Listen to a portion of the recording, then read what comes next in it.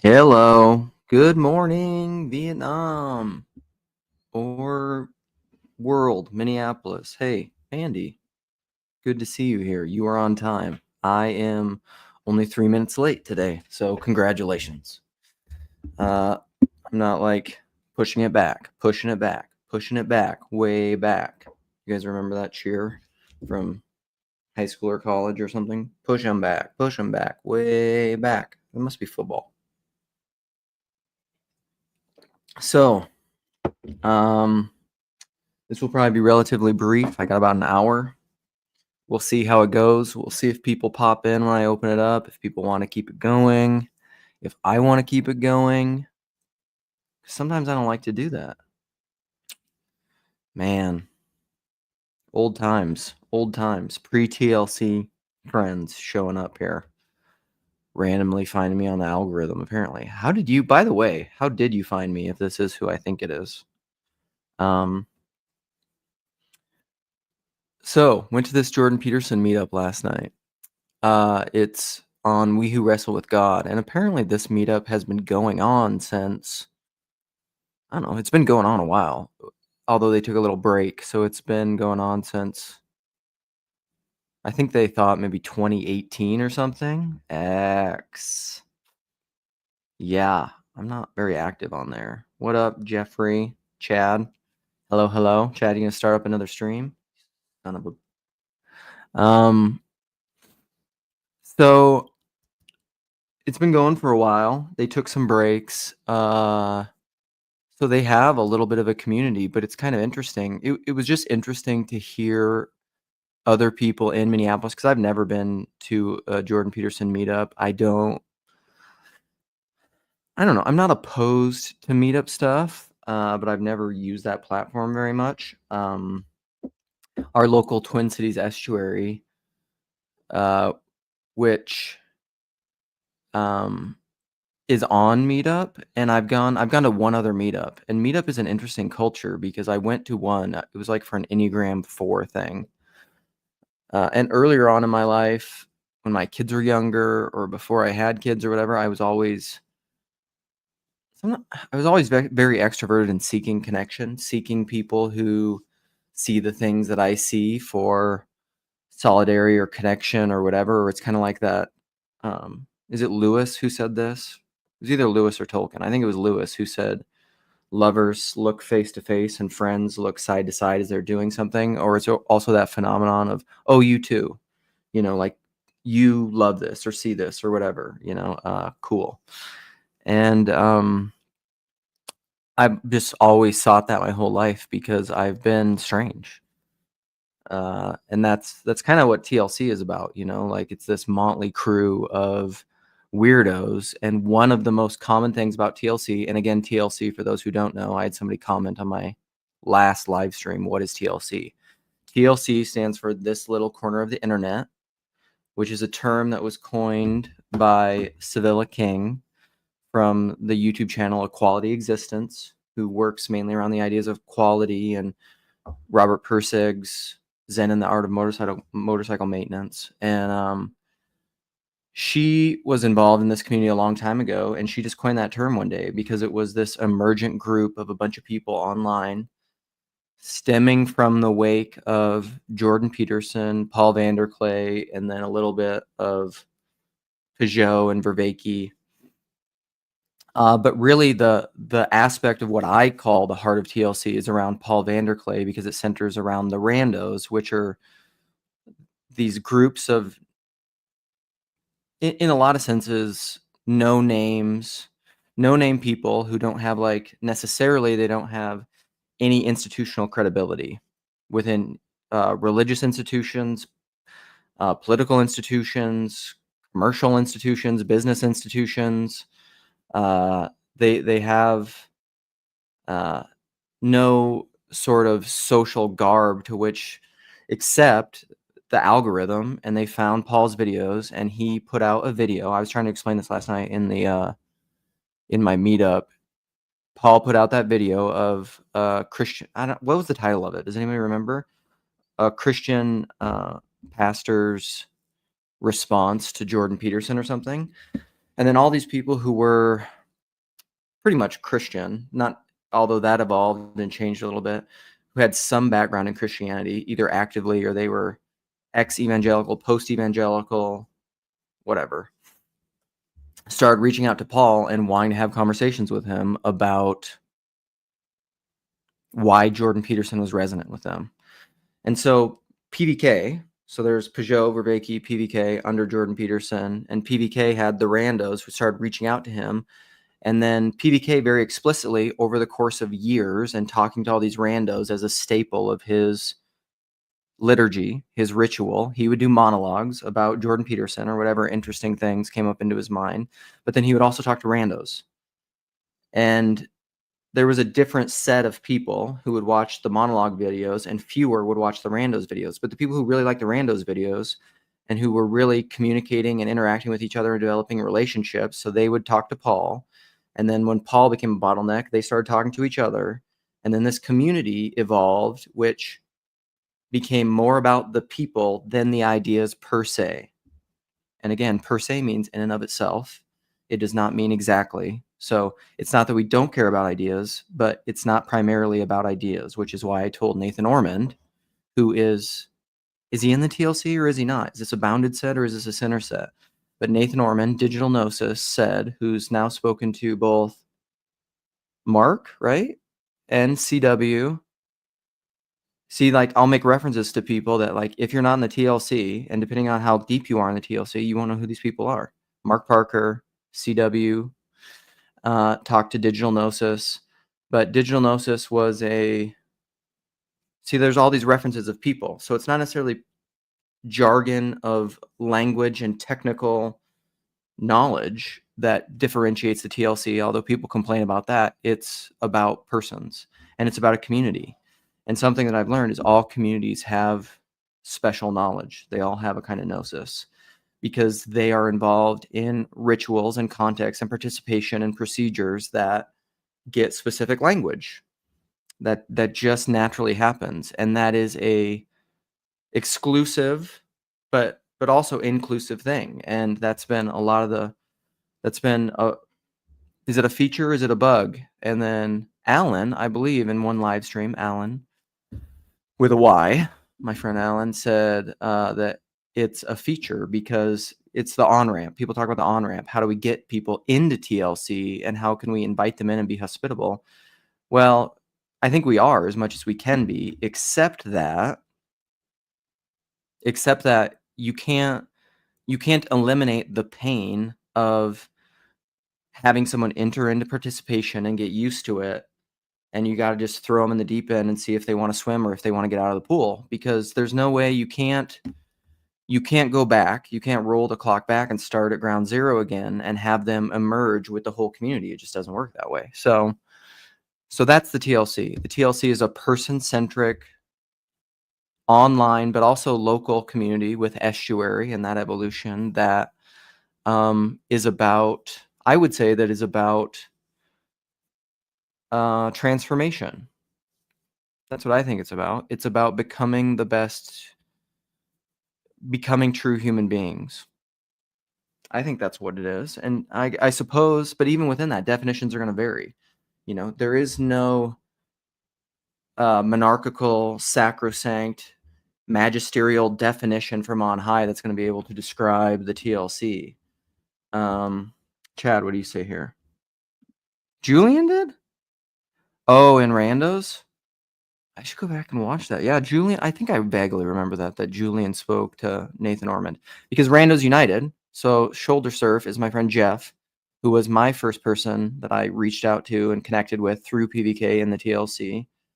And Julian is an old rando, an OG rando who apparently also spoke to Jeff started the channel he and I were talking about it, and then he did it because I was like, I'm not gonna do it. Started this channel, Randos United, where all the different randos started talking to each other and having conversations, which is this just unbelievable repository of fantastic conversations that I think most people sleep on because I think there's still this.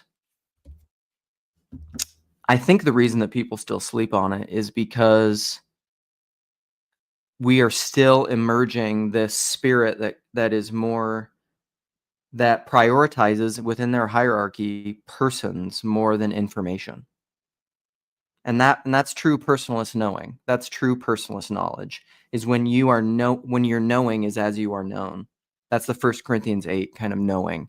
And I don't think largely the internet, YouTube, the world has prioritized knowing persons as much as they think they can know information, which is the illusion of modernity and probably an effect of the medium of the primacy of the written word versus Gutenberg 2.0, which is YouTube. So look at that, PVK. If you're here, clip it. That's a joke because PVK doesn't understand what I'm talking about and doesn't really clip my stuff, although we're friends. So PVK, last night in the local Jordan Peterson meetup, you came up because as I was telling my story of how I know of and I've gotten into Jordan Peterson, and I have a crink in my neck. What's going on? Hurts. Somebody come rub my neck.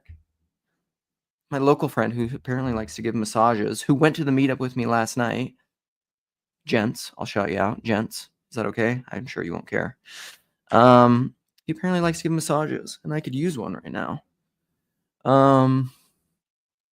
So PVK, you came up last night as I was telling my story, obviously, of my experience with Jordan Peterson, and I don't know. I probably would have never gone to the meetup last night because I'm not on meetup and I don't look. My friend Jens, my local buddy, who's also in my book club, who's also in my local estuary, and who's one of my closest friends locally that I talk to a lot and hang out with, was going to go because he wants to go to everything, which, put a pin in it. I also want to get anyone's thoughts and opinions on this last night because my buddy Jens said this. He said, "You don't like to commit to things, do you?" Do I not like to commit to things? That's a question to put a pin in it, and I'll explain how it came up later if I remember. So this meetup, PVK came up because I was explaining TLC, because this is essentially my hobby. If I were to say that I have hobbies, what are my hobbies? I used to like playing basketball, but I kept hurting myself, so I stopped. I don't golf. I don't play video games. I like movies. I would have a hobby of just like going out to eat all the time because I love going out to eat. I love restaurants. It's one of my favorite things. I love food. I love drink. I love beer. I love alcohol. Except I'm starting to really commit to doing here. I commit to this, gents. I'm committing to drinking less. Like I just want to drink once or maybe twice a week and only socially. That's my. Oh yeah, Nico apparently thinks that I don't like to commit. It depends. I don't know. It's something I'm open to, obviously. I'm thinking about it, but I think the big thing about commitment, because I saw your comment and I want to go into that for a second. I think my big thing about commitment is that I like to keep my imagination free. And this will tie into the Jordan Peterson meetup versus TLC. I like to be able to think about things that inspire me and that are exciting. I don't like conversations and relationships primarily. I don't like an abundance of relationships that I find boring. And I mean that sounds mean, but it's one of those temperamental things, high in openness things. My mind is like Elon Musk said that once. I mean, he was talking about, this is what comes to mind, is people said, they were envious of Elon Musk's creativity or something and all the different projects he's in. And then Elon Musk said something like, you wouldn't like it. What did he say? He said, my mind is like a firestorm, or it's like a raging river, or it's something, or like it's uncomfortable. I wouldn't say that my mind is uncomfortable, but like people who are familiar with me who are watching this know how my mind works. It's like all over the place. And it's like hyper creative. Jordan Peterson, God, I kind of want to find that. Jordan Peterson He made a, I'm going to look it up because this is crucial to this point, I think. So give me a second. Jordan Peterson had a conversation with Brett Weinstein and Heather Heying. Brett, Heather, I think it was their most, Woodstock. Was it that one? And The Adventurous and Responsible 2 months ago? It must have been that one 2 months ago, right? That was the most recent. Okay, I'm going to see if I probably made a timestamp in there because that's how I like to leave YouTube comments. I will put a timestamp so that so it's hyperlinked so that YouTube can become the most dominant social media platform of all time. And listen, YouTube, with great power comes great responsibility. Don't mess it up. This is something else I want to bring up. So if people listen to Rogan in here, which I often do, his most recent guest was Mike Bentz. And Mike Bentz, get out of here, advertisements. Shut up. I don't care. Mike Bentz I'm finding it very enlightening. It's stuff that I intuitively knew what was happening on, but he details what's going on. He is a former official with the U.S. Department of State and current executive director of the Foundation for Freedom Online. It's a free speech watchdog organization dedicated to restoring the promise of a free and open internet, which has always been a really big deal for me. I forget what the acronym was. They were voting on it like 4 or 5 years ago. This is stuff I don't keep up with because I don't watch the news because of a lot of this, because most of it's bullshit. Tom Waits, there is no such thing as nonfiction. The people who know aren't talking, and the people who don't have a clue won't shut up. Great quote. Great one. Okay, let me see. I don't watch much news, and so I don't keep up with all this stuff. But for sure, whoever they are, the powers that be, the powers and principalities working through humans, I think, would try to control the internet because we don't want people saying what they actually think and people figuring out what they really think. We just want them regurgitating stuff and being cogs in a wheel and being the Borg to, just be like the Matrix. We want them to be batteries. We don't like true human beings that are uncoerced and really creative. I mean, that would be horrible. You can't control that. And you want to be able to control things because you want to use it to get money and power and sex and whatever else you want, right? I mean, that's how I think these things operate. Let's see. What my one comment is on the top. All models are false. Some are useful. Statistician George Box. That's another great quote that I love. Here's a Sam quote. Here, I'll share with you guys. We got to keep the printing press under control. Absolutely. So anyhow, what is I know that was in there. I shared it with people. I need to keep track of this. I need clips. I need a Grim Grizz group of soldier monkeys that make clips for me of things that I think are important. Do I have it on my phone? Do I have it in my own clips? Okay, this is the last thing I'll do, and then I'll stop bothering everyone with this, or I'll just repeat it if I can figure out my own version of it. I can put it in my own words. Where are my clips? My clips. Because I make clips of all these things on my channel. I have great clips. There's some Dawkins Peterson clips. Oh, I do have some. God and man are twins that bring rise to the being. Those are the only clips I made from that conversation. I don't think that's what it was, though. Let's see.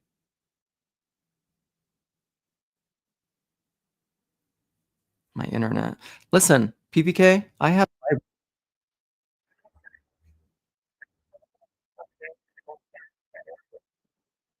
Okay, let's see if this is it, and then we'll just forget it, and we'll go back to my monologue, because this is bad. This is bad. This is bad streaming. Okay, let's see. It's actually not one of two, it's one of three, because the clip was too long. Let's go. My statement about the unreality of God for a moment with regard to what you just said. Okay, so now imagine this. Imagine that the revelation that you've been praying for when you're oriented towards the highest good makes itself manifest. And then let's say it's valid. Okay, so it's the valid issue that becomes of crucial interest here, because if I have a revelation that's valid, that means I can act it out in the world, and it will have the predictive power of the future that you described. It'll be efficacious in the world. You know how you can strike while the iron is hot? That's what you're trying to do in Washington. You think it's the right time. You know how you can aggregate a lot of information. You can have a sense of timing. It's the right thing at the right moment. Okay, so now imagine that that speaks of the underlying harmony of being itself, right? And so here's a weird thing that to add to that. So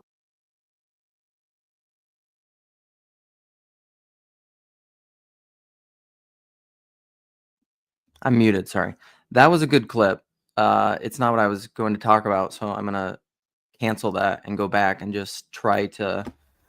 I'm not gonna be able to find it. I'll just repeat what he said. Jordan Peterson was talking about highly creative people, and he was saying the most creative people are high-level pattern recognition people, and they see patterns at such a level that it almost seems like, theoretically, not always, Barfield will talk about this because it gets into the collective unconscious, and if it's something nobody else sees, you're probably just schizophrenic.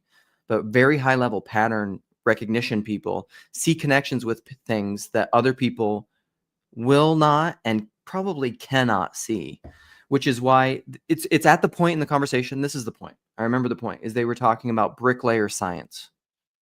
And they were saying the real, true, creative, scientific innovators, the Galileos, the Einsteins, the people that are paradigm shifting in science are the really creative people, because they see outside of the current paradigm and they see a new way of understanding everything that changes and radically transforms everything that came before it. Those are the highly creative people. And that's not going to be everyone, because on a bell curve, it's the far end of the bell curve. And most people are in the middle. They're the bricklayer science people. They're the people who take the current science paradigms and at a certain high level, they can apply it really well and do things. They can act it in the world. They can enact it and mechanistically make stuff. Engineers. These are the things T. Grog loves. These are the scientists that make things in the world. Planes, trains, and automobiles and roads and whatever. But like Peter Thiel talked about this too with that Russian Grand Chess Master. What is his name? I'm forgetting about it. But he said most modern tech isn't innovative. It's just riding on the coattails of previous innovations, because we don't have these new visionary, highly creative people that can see new ways that radically transform our way of understanding everything. Like when we look at the ancient pyramids, we're just like, or when Rogan talks about these ancient stones that are like 4 times bigger than the current stone that we even know in the modern world that we can move. How did they move these stones? We have no idea. Modern scientists and engineers cannot even conceive of ways to do it. Even the biggest stone that we know that we can move, which is at some art museum in California, they said it was confounding these metallurgic engineers, because they were trying to come up with ball bearings that wouldn't be just crushed under the weight of moving this stone. But these ancient people, these pre-agrarian cultures, moved stones that were 4 times that big. How? Well, I don't know. So all this to go back to, I don't like committing to intellectual groups and conversations that I don't find interesting and creative. I just, it's just something I don't want to do. And that's fine. That's fine. It just, because like my life is full enough. I have a family. I have 3 kids. I'm involved in my local community in a myriad of different ways. I don't need to branch out into intellectual communities or communities that have as a major part of their participation intellectual conversations that I don't find stimulating. Like, I don't need to do that. You guys. Giants move the stones? People are giving me shit in here. Tayo, thanks for giving me shit. And Ron, I appreciate it. Listen, I don't have to do it. You guys can give me shit for it, but I don't have to do it. So So when it comes to like, that's probably a big reason why I'm still in TLC. So like in TLC now, though, I have people I care about. I have people who I'm friends with. I have people who I love. And that's a huge reason why I still participate here. Another one is that there's also a lot of people in the TLC that I find to be highly creative who say things that inspire me and that get me excited to have conversations. Um, a lot of like a lot of just general mundane conversations that you'd have in the world intellectually about politics or economics or whatever are just, they're boring. And so I don't want to talk about it. I like creative intellectual conversations. So that's a big reason why I'm in the TLC. However, there were people, I think, last night at the meetup, and this is why you got to be open to new things and changing your patterns. Is there were people there that were fun, that were cool people. It seems like it's just part of it for me is always a calculus. And this is of like, what is your network of relationships and how many can you maintain? It's like a Dunbar number thing. You have a limited amount of people that you can engage with meaningfully. This is something Neil Daedalus has challenged me on. What did Neil say to me once? It was in a private message. He wasn't slandering me publicly like Tayo and Ron, but just kidding. But he said, I can have a tendency to a kind of, what did I call it? I called it like a slutty hospitality, where I really want to bring people in, but I don't necessarily want to go deep with every kind of person, because you just can't. It's like you can't. This is one of those non-dual things that doesn't work. You can't be best friends with everyone, meaning actually in an embodied, incarnated way, investing time and energy and salience and resources to every person, because to be best friends with everyone is to be best friends with no one, right? And so you can, I think, meaningfully and intentionally interact with every person that you're engaged with at the time and be present. But you do have to be selective somewhat. There are hierarchies. Hierarchies bind and blind, as Paul says. So the mustache is coming back. So I'm going to open this up because I'm going to leave in a while, and I'll see if people want to come and play. The last thing I'll say about the Jordan Peterson meetup, though, is it was about, I struggle with groups that are around books, and I understand they have to be, but again, that's a little bit of my thing of like or they might have to be. That's a little bit of the focus around the strengths and the weaknesses of the written word, right? And we talked, but we didn't talk about the book for a lot of the night, because we were just talking about how we got there and getting to know each other, getting to know you, getting to know all about you.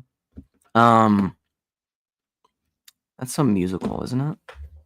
My daughters listen to musicals all the time, and so I get to hear a lot of musicals. Yes, intellectually boring people are allowed to comment here. But here's the thing. I like people who I find to be intellectually boring. A lot of my favorite people in the world are intellectually boring. I just don't have intellectual conversations with them. Most of my family are intellectually boring. That's fine. It's just, it would be just like saying, I only like to interact with people. It would be like like somebody who really loves golf, and they want to play competitive, high-level golf. They don't want to play with a bunch of people who suck at golf. That wouldn't be fun, So that's fine, and that's fine. That doesn't mean that they only like people that play high-level golf. That's just how it's going to be. Chad, you are not very intellectually boring at all. You are a you like to highlight your blue collarness and use simple language, but this is all the AA stuff. It's like, what's the blue book, or the Conversations with God book, or any of those books that you love from AA.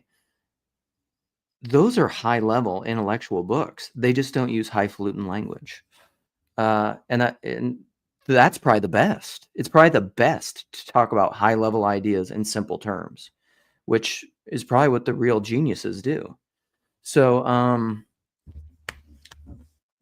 because the goal is to be, here's the thing, the goal is to be a lover, not to be smart. That's something that I think that's like one of the old Randos clips when Paul talked with his name's Luke from New York. It's an old Randos clip. And he said at church, he learned to pay attention to what people were saying when they weren't paying attention, which is like the idea of a Freudian slip, or it's the idea of from psychoanalysis, that a psychoanalyst will sit with you and get you really comfortable in a space of non-judgment, and then they will just listen to you.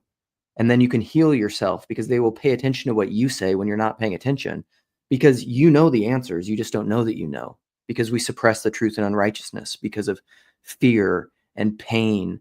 And we repress things, because this is something I've learned from my dives into dialectical behavioral therapy, is because when you're invalidated, when someone constantly invalidates your feelings and your perceptions and your opinions, you stop saying your feelings and your perceptions and your opinions. And that invalidation can become internalized, and you invalidate yourself.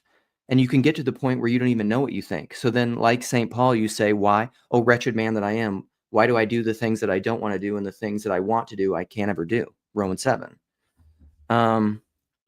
Yeah, being invalidated sucks. It can be like one of the worst forms of trauma, because this is how human beings are amazing, because one of the definitions of trauma that I really like, and I don't mean this in like a DEI, like critical theory way, although it's kind of related, is that when you're perpetually invalidated, you can be in a room full of people and be utterly alone because no one sees you. And encountering people face to face, knowing as you are known, Job, I thought I knew you, but now I've seen you. Being seen, being truly seen for who you are, and being accepted for that, even though that doesn't mean that you are, what's the way that they said it yesterday? It doesn't mean that it's, gotta look. I forgot the word.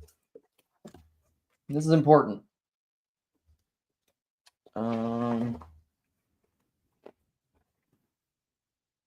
Yeah, validation doesn't mean reinforcement. It doesn't mean agreement. And that's a big thing with DBT. It's just like, it's the dialectical part of it is accepting two seemingly opposing things at the same time: radical validation, radical acceptance, and change.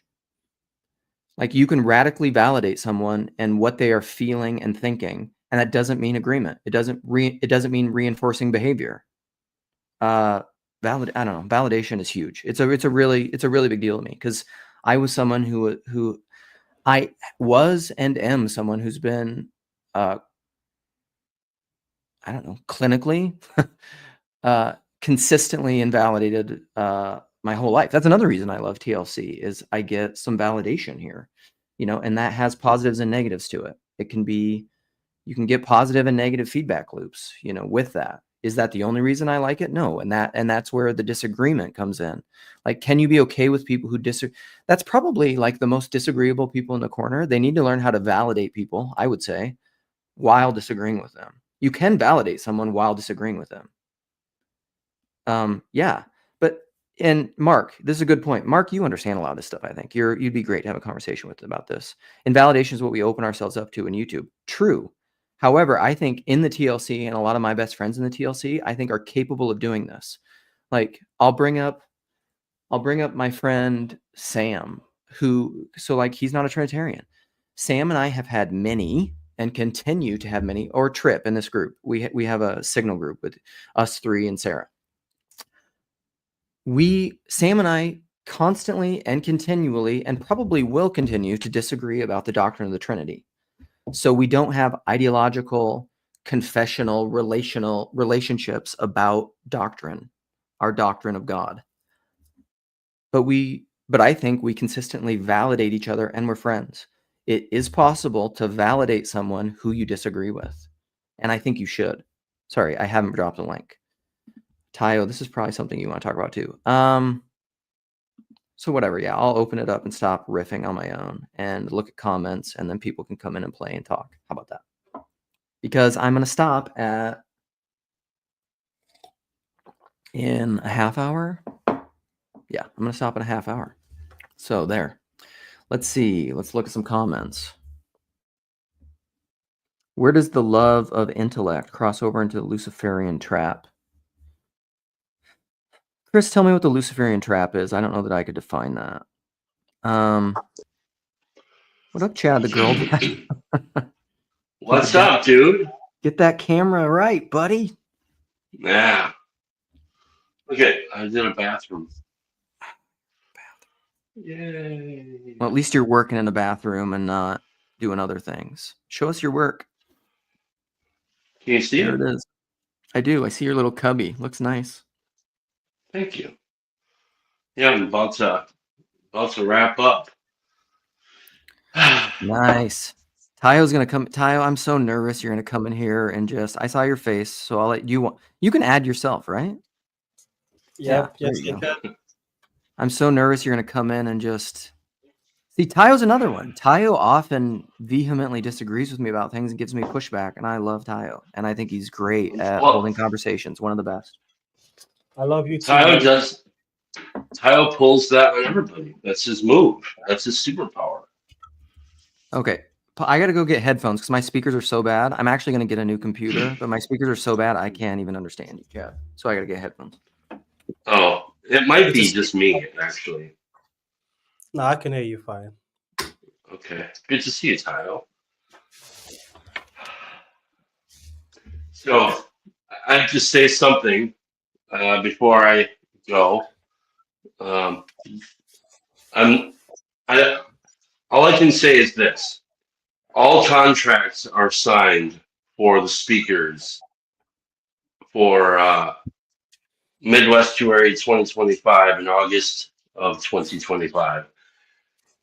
I cannot tell you because I don't have permission from my team. I cannot tell you who is coming yet. I can because I don't need their permission. But I will say that I think it'll be really good. I'm looking forward to it. And now I can actually start working on my end of the creativity for the conference.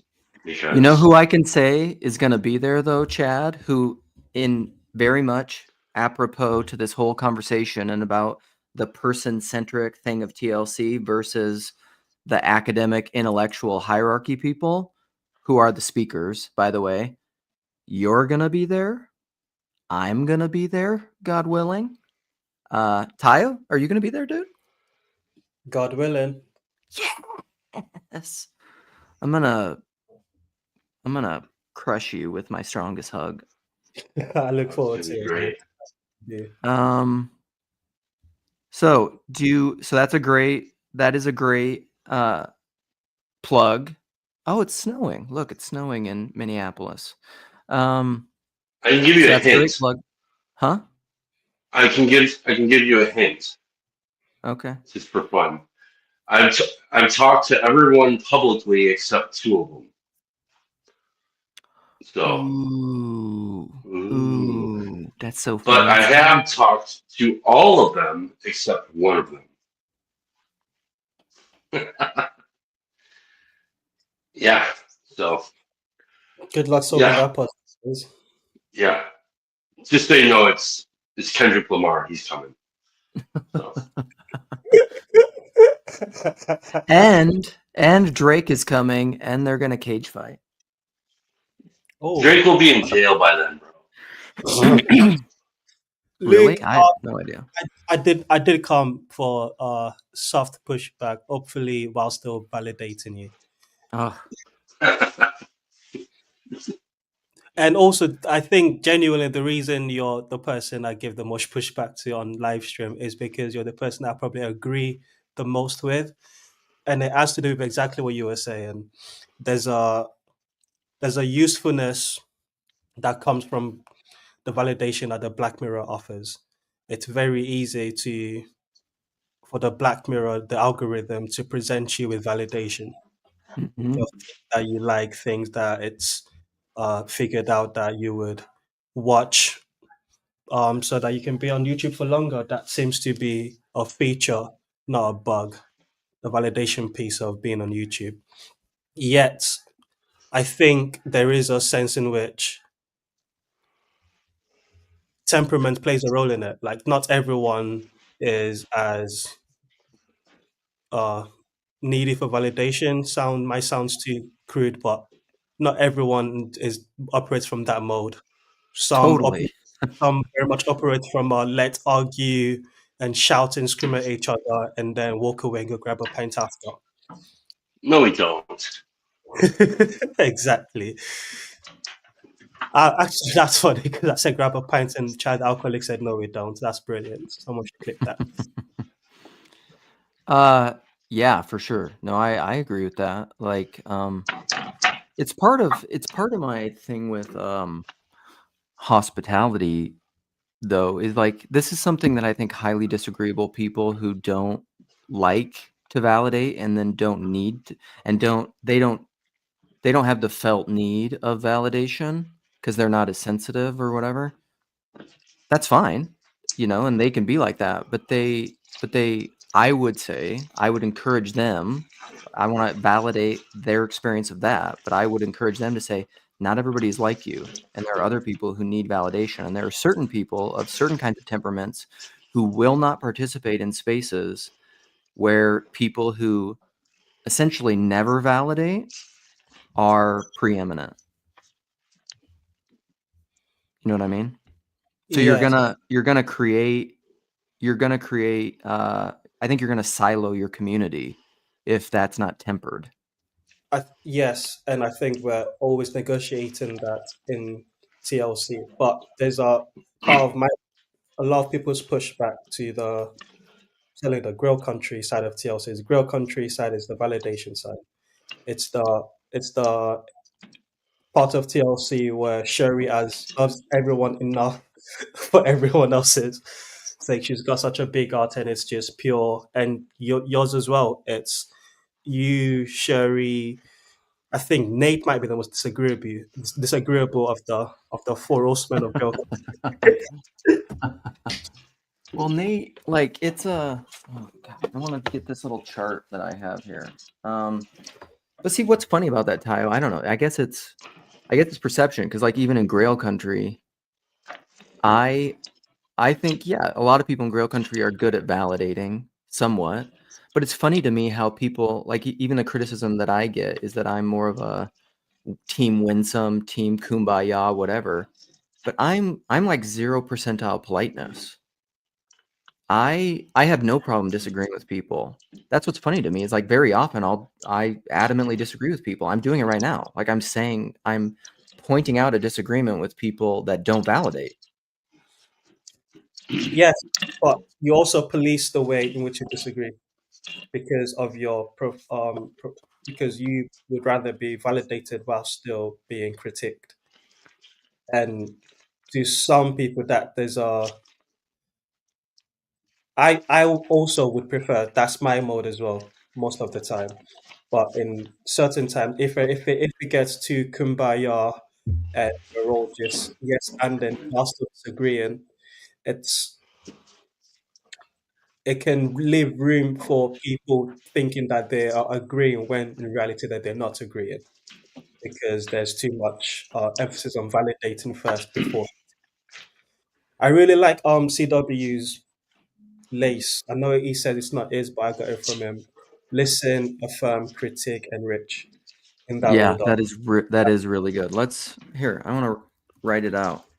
What is it? Can you write it in the comments and post it? Because that is good. Yeah, I'll type it in the I comment. think I'm more Thank you. disagreeable than you, Luke. Are you? But I'm also probably more immature than you are. Yeah. My level of tolerance, or let's say, uh,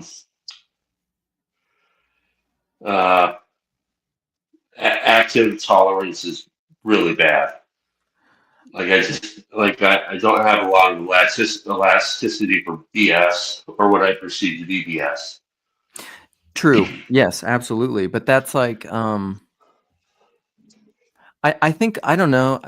Maybe it's a maturity thing. Because Chad, I really relate to you. I think our temperaments are probably very similar because I think I think you're one of the most sensitive people in the TLC, and I don't even mean that in a negative way. I think that it's he put it. Oh, I gotta put this in the comments so I can highlight it.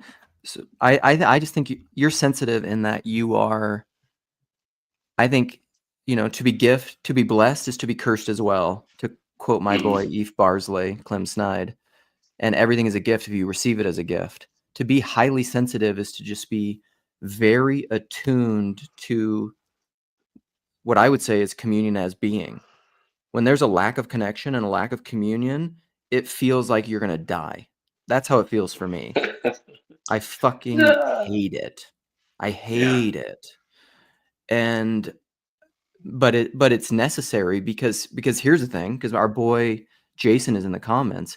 If I'm increasingly convinced that what it means to be a human being made in the image of God and to be Christ to the world is to forgive. I think that's what it means. George MacDonald said Jesus is God's forgiveness. And I think if we're called to be his body, we need to forgive. And here's the problem with that is like, we need to be simultaneously that sensitive to communion and discommunion, and then be able to forgive when that communion is broken. And you Here's the don't problem learn with that that. without suffering. The problem with that is I don't want to. That's the problem with that. Yeah. It becomes like, yeah. I've mentioned conversations I've had with somebody at work here, and I can't agree with him and won't, and so can't talk. And yeah. I mean, that PBK's video this morning was talking about what do you call those breakers? A breaker went off in our conversation. It's like, nope, sorry, bro, can't talk anymore with you about anything like this ever again because it just don't work. I have a really good debate though. I want to bring up with people. Last night, Ann and I were watching. She's like, I got some credits on Fandango or whatever it is. We can watch a movie. I said, sure, let's watch a movie. So she goes, we went and we decided we were going to watch Violent Night, which is like a Christmas John Wick movie, basically. And so, because we saw the movie Fat Man with Mel Gibson, which was absolutely classic. We love that movie. I think a lot of Mel Gibson's newer, just like not blockbuster, well-known movies have been pretty solid. Yeah. Yeah. Fat Man is, I mean, after this whole conversation, we're like, yeah, we love Fat Man. This is going to be like a kind of like a way that we measure whether or not we can actually be friends with somebody. So, because we started watching Violent Night and it was like, we got 17 minutes into the movie and we stopped it. And we tried, but it was like, this is just horrible. And then we started reading, she started reading like reviews and stuff. And she's like, I can't tell if we're just bad people or the world is dumb. Because this is a horrible movie and so many people are saying so many good things about it and saying so many bad things about Fat Man. And so I want to challenge the TLC to watch both the Fat Man and Violent Night and tell me which one you think is more wholesome. Well, if that's you could you can put them on Alan's movie thing. Alan, what's your movie thing? You're in here. Alan wanted people in TLC to give good movies in different genres, and we could use it as like a database for. No, not which. It's not Batman. It's Fat Man, right? Fat Man. Yeah. Classic. Total classic. Yeah. Yeah. Yeah. So you could put it in there. I want to nice. I want to plug something too at the end of this, and I'm probably just going to do a bunch of live streams about it because sometimes I recommend things. I have like a hierarchy of things that I recommend to people.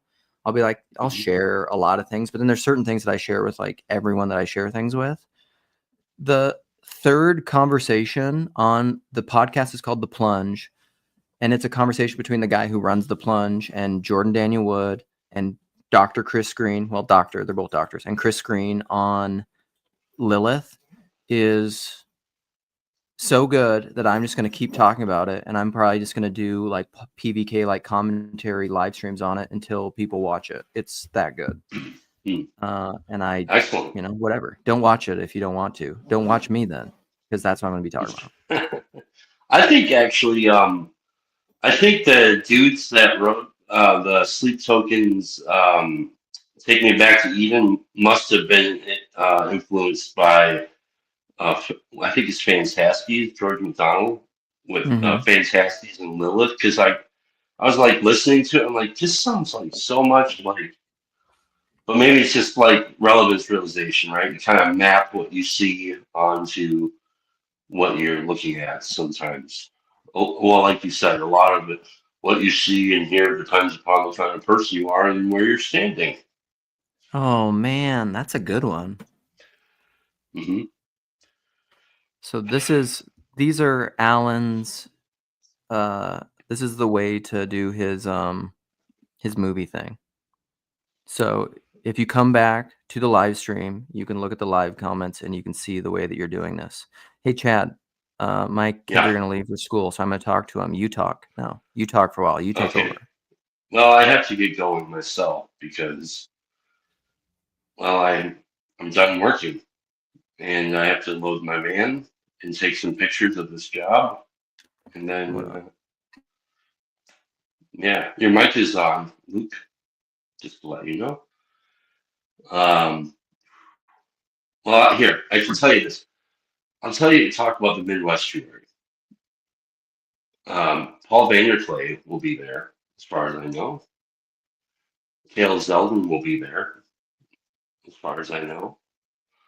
There'll be one gal. It's okay. Hey, Nate. I'm here. And then 3 other men will be there. So, dun dun dun. I'm excited for it, Chad. Yeah, me too. It's gonna be awesome. Me too. It's something to look forward to. My wife is going to be coming with me because I know who your speakers are. I won't give it away since you try to keep it a secret. And one of your speakers it has made it so that my wife now really wants to come because she's been following that person's podcast quite closely of late. So Nice. Yeah. So, do you predict that the coroner will approve?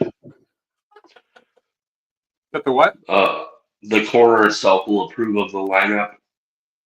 Oh yeah, for sure. Everyone's gonna be so happy. Yeah, it's going to be great. Sweet. Well, how have you been feeling? Well, I'm recovering. I still haven't gone back to work yet, so this is the first time I've done any. This is the first day I've actually felt up to getting online. I was going to talk to Sherry, and then I saw that Luke was doing a live stream, and so I said, "Oh, I'll bomb Luke's live stream." Sherry should be on here in about another 5 minutes or so. But I'm recovering pretty well.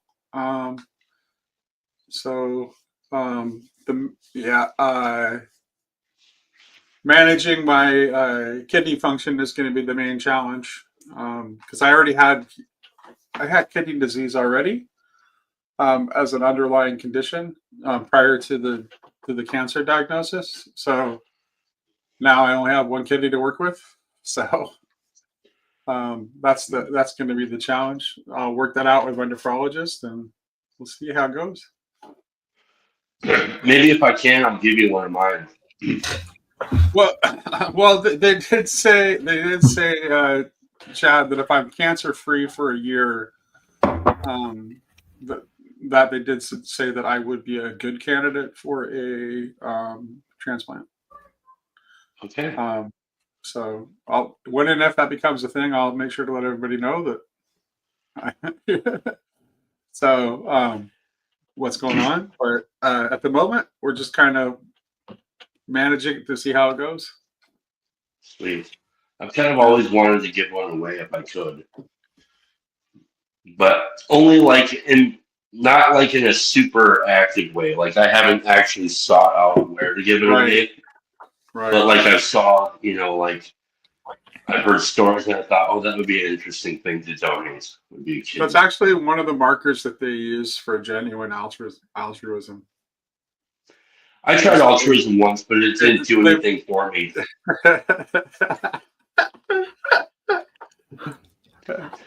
No, but that's one of the things they've looked at. One of the groups that they've looked at in studying altruism is live kidney donors. People who are willing to give up one of their kidneys, particularly who are willing to do it for strangers. Did you know that Ayn Rand gave away both her kidneys? I'm just kidding. Oh, shit. That's an insider joke for people who know about Ayn Rand and objectivism. I mean, maybe she was an orc donor. Maybe, who knows? The inside joke for that is Ayn Rand hated altruism. She didn't think it exists. Okay. Yeah, no. Yes. Well, it's also so like interestingly in the literature on in AA it says we work our solution on the altruistic as well as the spiritual plane. And I thought, why did they have both of those categories? And what I learned was that the spiritual plane protects me from taking credit for the altruistic plane. So, that being said, I must fly. Bye-bye, sirs. All right. I want to play, Nate. You can take over if you want. I'm going to leave in 10 minutes, but I want to play this conversation that I just think everybody needs to listen to, and I'll just play the beginning of it. You're talking about Derek Holzer's conversation with Chris Green and Jordan Peterson, right? Yeah, is that who it is? Derek? I don't know Derek. Holzer, yeah. Yeah. He actually was signed up to come to the conference in the was he? He was. He was signed up to come up to the conference. He didn't end up making it. He ended up having something come up and he wasn't able to make it, but he was signed up to come. And so yeah, this is someone who has been very supportive of Grail Country's work and whose work I want to likewise. So yeah, promote away. He did a great job with it, and I'm happy to see you promoting it. Oh my gosh, it's so good. It's like, because I didn't know. So I'll say this as a preface, and then I want to play it, and then I'm going to leave. But because I've talked about this a lot in TLC, just what a big deal Lilith was for me. It's one of the things I've been talking about since the beginning of my time in TLC, and it changed my life. Like reading that book changed my life. There was something in me that happened. It's like when I read it, and I was just openly weeping at a coffee shop, and it's what started my love infatuation with George MacDonald, and it's why I was talking about George MacDonald in the corner so much. And then I watched these videos, and I didn't know this about Jordan because I've since discovered Jordan, Daniel Wood, and the first video of their 3-part conversation about Lilith is where he says like Lilith is my religion, and I was just like, God, Jordan, can you stop just being so awesome and saying everything I want you to say constantly? And Chris Green is that way. Like if I had to pick 2 contemporary theological academics that I'm just like, I pretty much agree with everything they have to say. It's so good. It's these 2. And then they have a conversation about Lilith, and I'm just like, how can I? Yeah, that's why I went out of my way and made sure I got to make them my friends. So now they're my friends, and I, and the reason why they needed to be my friends, by the way, is because of what you just said, right? Because it's like when someone is that consistently good and right and truthful and not afraid to say things that are truthful, that are not necessarily the best things they could say if they wanted to promote themselves, like that's the people that you want to have around you. Yeah, totally. Those are the people that you want to be close to. Absolutely. Okay, so I want to play the intro to this. I'm going to add Alan, and then I'm going to leave, and you can just All take right. take the reins for as long as You you and want I are to. ships passing the night, Luke. I just want to come in and validate you and Well, talk to you briefly, but that's thank okay. We you. will have to talk when you Yes. have a chance. Listen, Because Mark, you're like all the hyper disagreeable people in the corner would anticipate and know that you, Mark Parker, would be a fan of validation. You weak-wristed sissy man. I'm well, just us kidding. I mean that sensitive in all types love. have to stick together, you know. I think it's a good thing. Okay, I want to play Hang in this. And hey, Alan, Play what's the up? clip. Yeah, play the clip.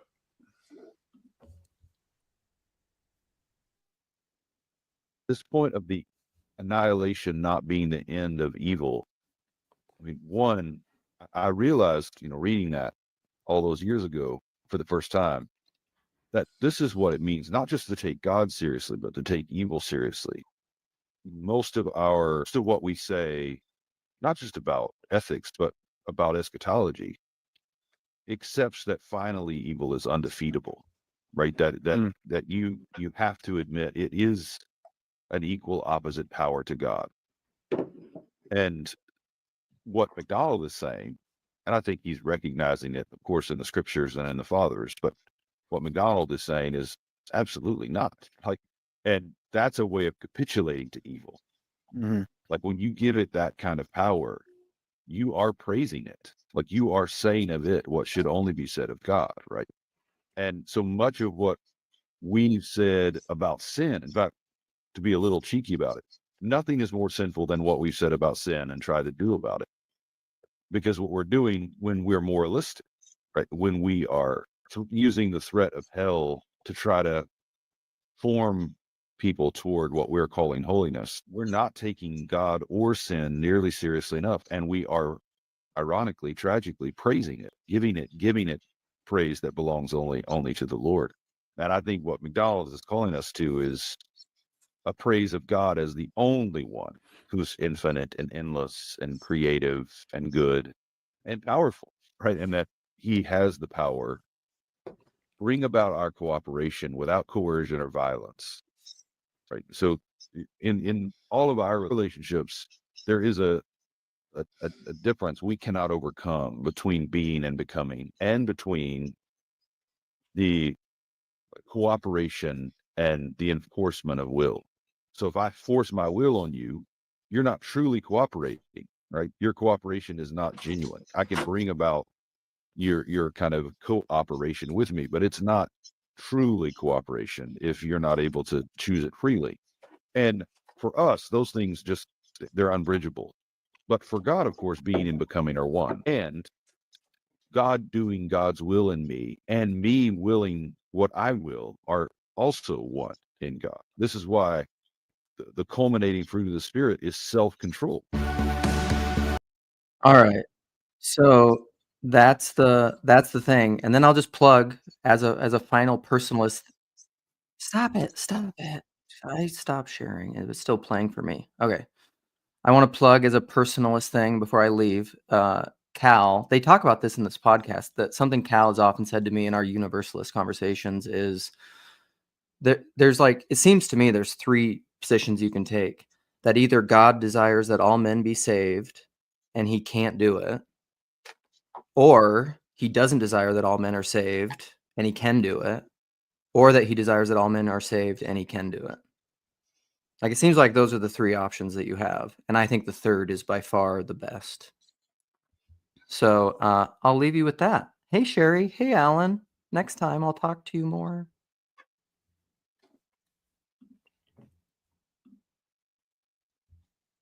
Bye, Luke. See you, Luke. Hey, Alan, what's up? Hey, what's going on, Nate? What's going on, Oh, Sherry? nice. Hi, Alan. I was thinking about you for the last couple of days, going, where's Alan? Did you move? Well, I'm on vacation in Franklin right now, Franklin, Tennessee. Okay. But maybe one day I'll move here.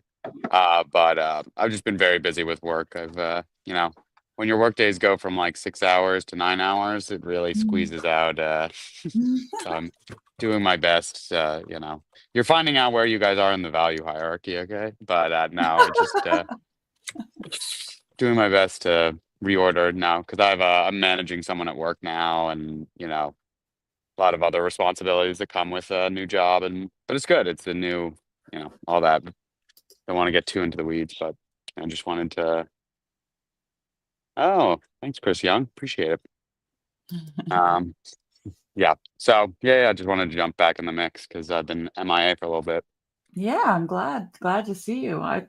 It's always funny when I have these pressing like thoughts of whatever, you know, people, then they pop up, you know. And here you are. So that's cool. It's funny. But wait, Nate, did you have analysis of the video? Because I'm just seeing it for the first time. Oh, I actually I knew about it. I knew that it was done. And I know the guy who did it, but I haven't had a chance to watch it yet. So what video are you talking just the about? timing of when it came out was just not good for me. I was very busy with work and I had my surgery coming up, but it's a part of so Derek Holzer, Oh yeah, I know about he that. arranged a conversation on Lilith with Jordan Daniel Wood and Chris Green. Yeah, I've been watching those. Yeah, and it's very good. He's got one in the works on Barfield that he's actually working with. I don't know if you remember Michael Lady's friend, Dr. DeFisha. Yeah. Who wrote a book on Barfield back in like 2016. Yeah. Who Michael talked to. He's working with him. And I'd recommended Max Leif and Evgeny Tarakin to him as people that he should also consider talking to for his Barfield series. But he's going to do a Barfield series next. So cool. Hello, Alan. Hello, Hi. Shetty. Hi. Okay, I just got word from my team that I can say who's going to be there. Where? Should I say? Oh, at the Midwestuary in August. Yeah, I think from my perspective, yes, you should. You should get people excited about who's coming and hype it, get people hyped up as soon as possible. Yeah. Okay, here we go. Get ready to clip it. We have Tails Eldon, Paul Vanderclay. We have Rod Dreer, Elizabeth Oldfield. Nice. Are you live streaming? John Vervaeke. I'm in my pajamas. And Jonathan Peugeot. Whoa, Yeah. the heavy hitters. Chad is the consummate wheeler and dealer getting the heavy hitters to his conference. Yeah. Sorry, I missed the last person. Who was the last one? Elizabeth Oldfield and John Vervaeke and Jonathan Peugeot. Holy shnikes. It's legendary, Chad. Ever since I found out, I've been super excited. Wow. That's amazing. If I'm feeling up to it, and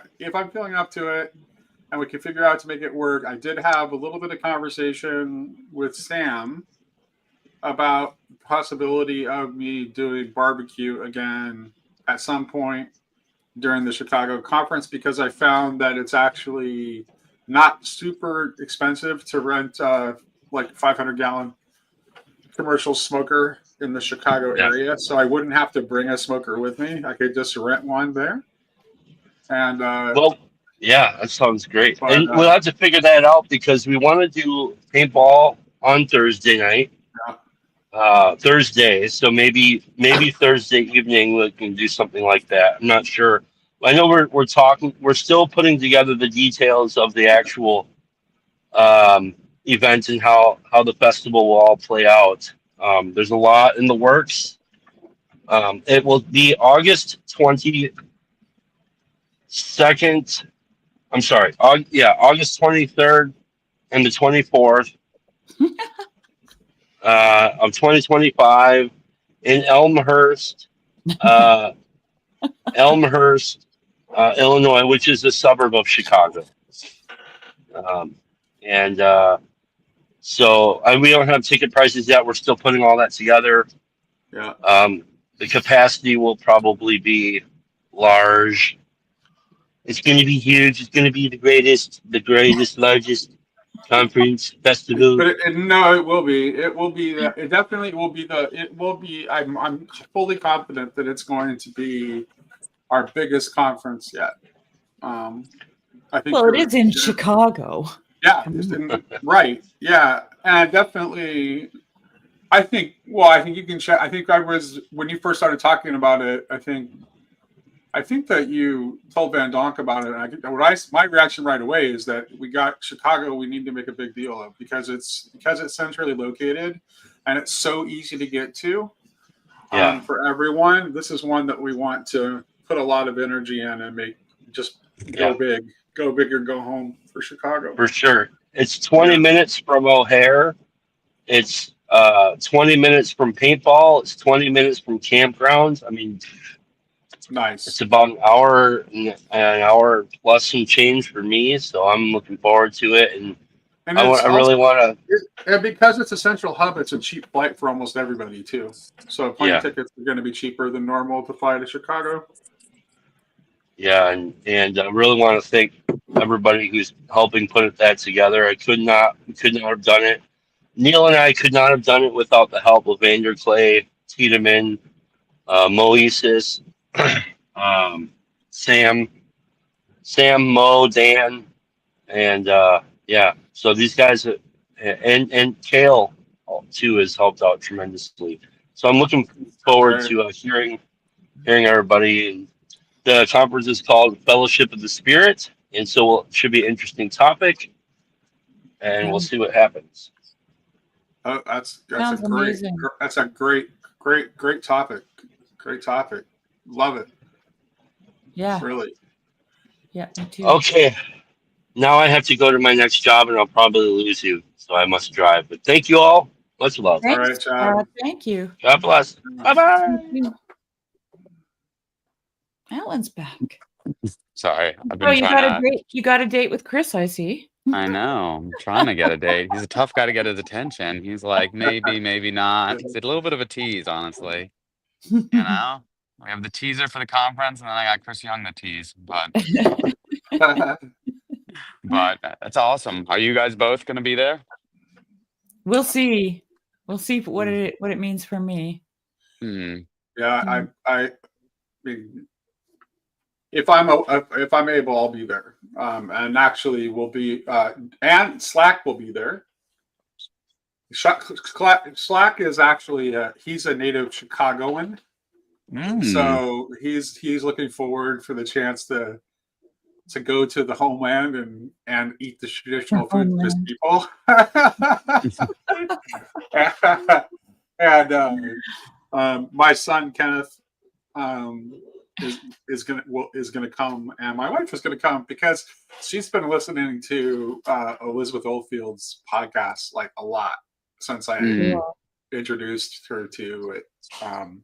She really loves it. So, are you gonna go? Are you gonna be there, Alan?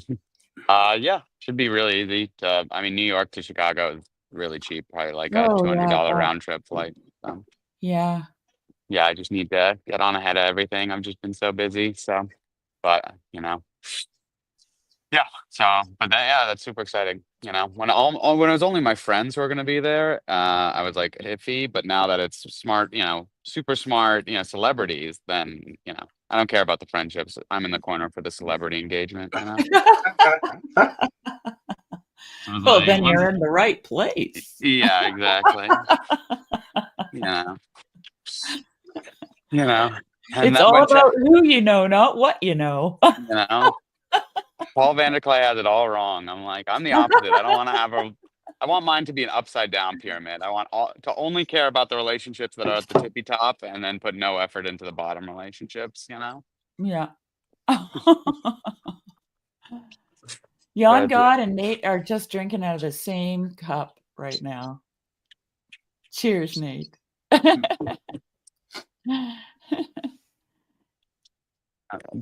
You're on par with Jan God. That's interesting. I love it. So mine, I don't know. Maybe He like says, he on the says other side of it. Now, does he live in my area? Because mine actually, it has the Well 80. This is actually the brewery for the beer that I got for the Northwest Conference, Northwestuary, came from this brewery, Well 80. Oh. It's a local brewery.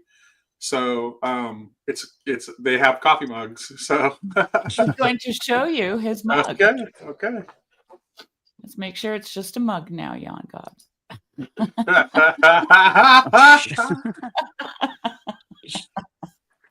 Jeez.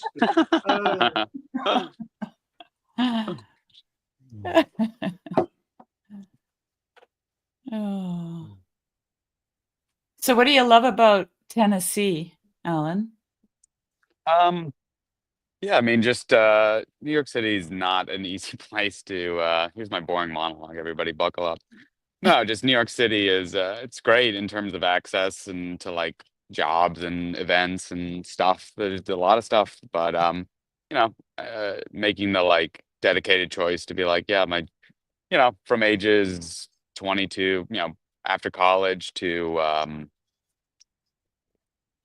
30 is like jobs and figuring things out and comedy and all this stuff, but it's like 30 to, I don't know, let's call it 50, it's probably going to be more about family and community and that sort of stuff. So finding a lot of similar people who care about those things. I mean, Franklin definitely seems like a place people go specifically because they care about their faith, care about tight-knit community. So not like in love with it, one of those people who's just like, oh, I couldn't live anywhere else, but it just seems like a very good choice. And we live in a time, I mean, it's just weird also that almost everybody Oh wow. oh, the mystery mug, the man behind the mystery mug.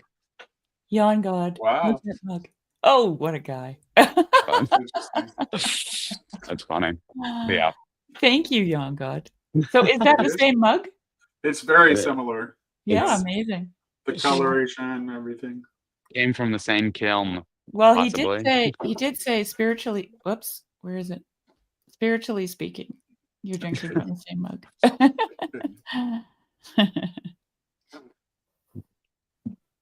So what made you what made you decide to go out there, Alan? Yeah. To Tennessee. Yeah, I mean, I have zero connection. I do have two friends who I know from New York who moved there, and maybe some corner people are down there. But I mean, it just was in the water that it's like the place, and I'm not like. I mean, I was like, I'm gonna go investigate. I went for a weekend like a year ago, almost exactly a year ago or 2 years ago, and then I was like, yeah, it was pretty nice. Everyone, and then it's funny. I went to a Presbyterian church, and like they were like, very stern, waspy as you'd expect Presbyterians. But like this lady was like, and here's my card, and it's got a free ice cream on it. I was like, that's the most aggressive free ice cream giving I've ever experienced. It's someone like clearly trying to be friendly and like, you're new, like we talked a little bit, you're new, blah blah blah. But she's like, and here's my card, and contact me if you move here, and and like this is the very someone being extremely sweet and like intentional to like give me I guess they own an ice cream parlor, but being extremely nice. But it's just like it's funny that it's in a very Presbyterian way, a very conservative, whereas like I also went to a more charismatic church, and that people would be hugging you by the end of the sermon, the service and everything. But just I mean, in either case, it's like beautiful that people care. People are like going out of their way to like say hi to you. I grew up in a church where the second it was over, people sprinted to their cars. It was like my joke was that if the government came into our church and said, all right, everybody, we're shutting the church down, it's illegal to go to church anymore, everyone in the church would have been like, finally, thank goodness, you know? It just was extremely spiritually dead. And, just it's nice to not be, and it's like if I have a choice in the matter, if my life isn't gonna be dictated by a job and by all these other things, then it shouldn't be, truthfully. I shouldn't just let myself be put, oh, I had to live in New York City because that's where the job, I had to do this, I had to marry this person, I had to. It's like that's you hear a lot of that from people of like, it's like, people might think it's weird or strange or be like, oh, you're just moving there because that's where everyone's moving or whatever. It's like, I'm gonna move where I think God's calling me to move, where I'd be the best version of myself, where I'll be around people who are, pursuing God in the same way I'm pursuing God, who are kind and loving, and Yeah. so it's like if that makes me a poser or makes me, a joiner or a wannabe or whatever, it's like whatever, because I know a lot of people who live lives, the line quiet desperation, who Well, what's the you know, alternative to being a joiner? just I think people who Sounds don't pretty exert lonely. any, You see, one of my and before moving anywhere, one of my primary considerations would be like, okay, what football team am I going to have to root for? And it's like it would have been Titans would have made it just a no-go for me, like out the gate. I'm not somewhere where the football team sucks. Yeah. No, we went to a comedy show and they're like, any football fans? Like, what's your team? And literally no one said the Titans. We got Cowboys, we got Browns, we got There you go. a lot of stuff. Not a single person in the crowd was a Titans fan, which made me Yeah, laugh. because that's the thing too. Is like because it's I mean, that was the Houston Oilers, right? The Tennessee Titans were the Houston Oilers, and Houston actually like loved the team, and it's just Yeah. like since they've moved to Nashville, they've had some success, but there's it's not really a passionate fan base, Yeah. So The only fan I've ever met and know personally lived in DC, so I don't know what his connection was, but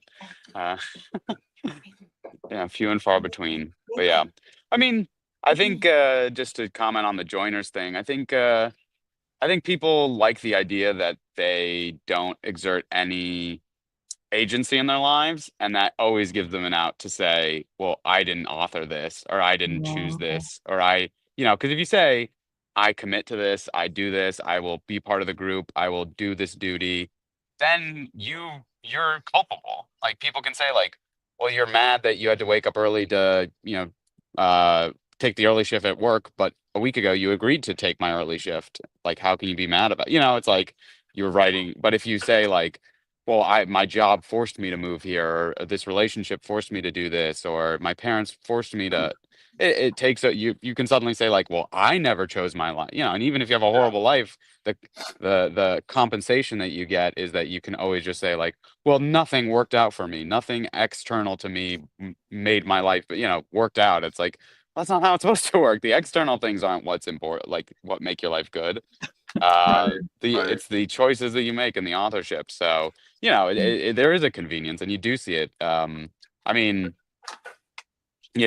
people really struggle to make choices and change their identity. I mean, I was in the art scene for a long time, and there are a lot of people who are, actors, comedians, whatever, who are like, I'm like, at this point, you're like going out for auditions or you're going up to stand up open mics, but I'm like, you don't even really seem like you're trying to become an actor or comedian or whatever. You're just refusing to change identities. Like you're refusing to like author and say like, you know what, this didn't work out. I'm gonna actually just focus on my career and maybe having a family or something. And but then they can always say like, well, acting wasn't good to me, or the arts weren't good to me, or like wasn't fair, or like blah blah blah blah blah. And it's like, okay, well, that's the compensation you get, is being able to complain and go to dinner parties and talk about how the acting world wasn't good to you. But would you rather have that, or would you rather have a good life where you had agency and chose those things?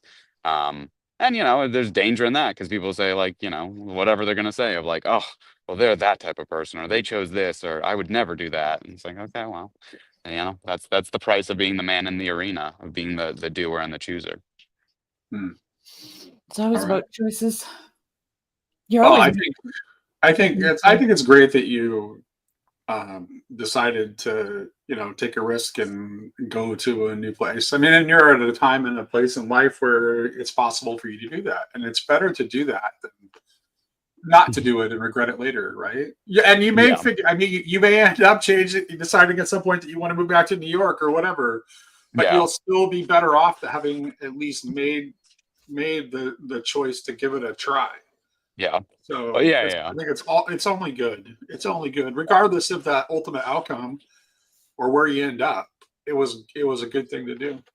Yeah. Well, and to be clear, I visited once. This is my longer visit. I'm gonna work 2 days remotely from my job, Thursday, Friday, and then I'm going back. But this was my sort of intermezzo step. You can visit a place for a weekend, or you can move up to a place. There's not a lot of middle ground, but I decided what would happen if I went to a place for a week and worked remotely and saw what that was like. So I've been fully committed. I'm still a poser in a lot of ways, but we'll see. We'll see what happens. But yeah, so far, I mean, it's great. People are nice. It's fun. I mean, it's not perfect, but c'est la vie.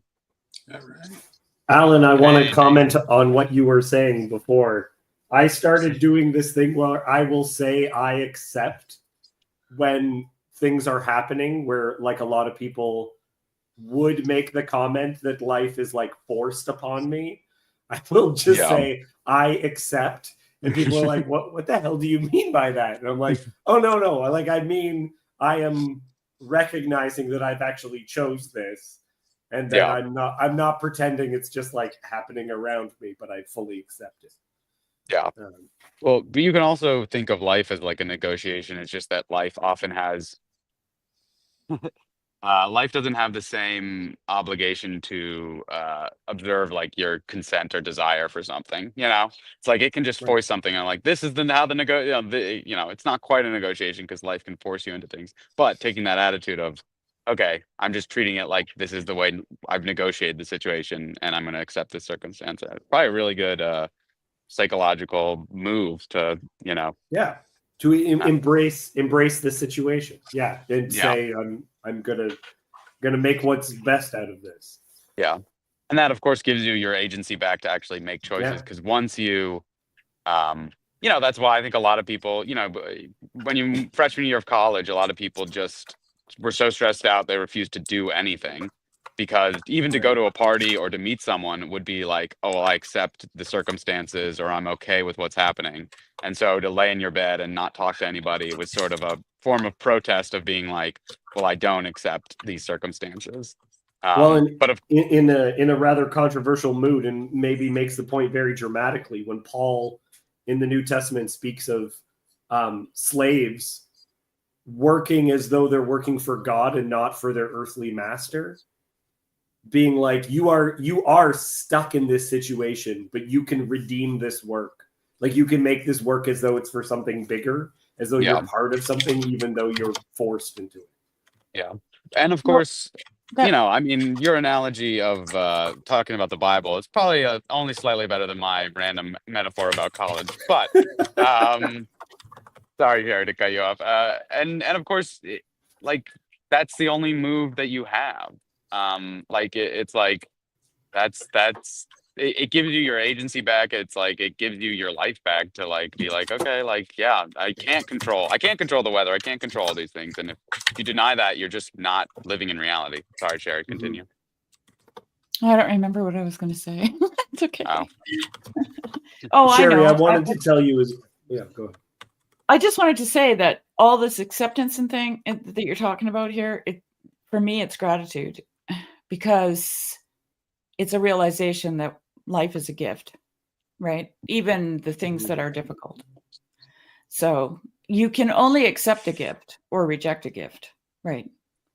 Right. So that it's not something that you obviously by the acceptance posture, there's a realization, whether it's top of mind or not, that this thing coming your way is gifted, right? Yeah, I think this is really important concept, and it reminds me.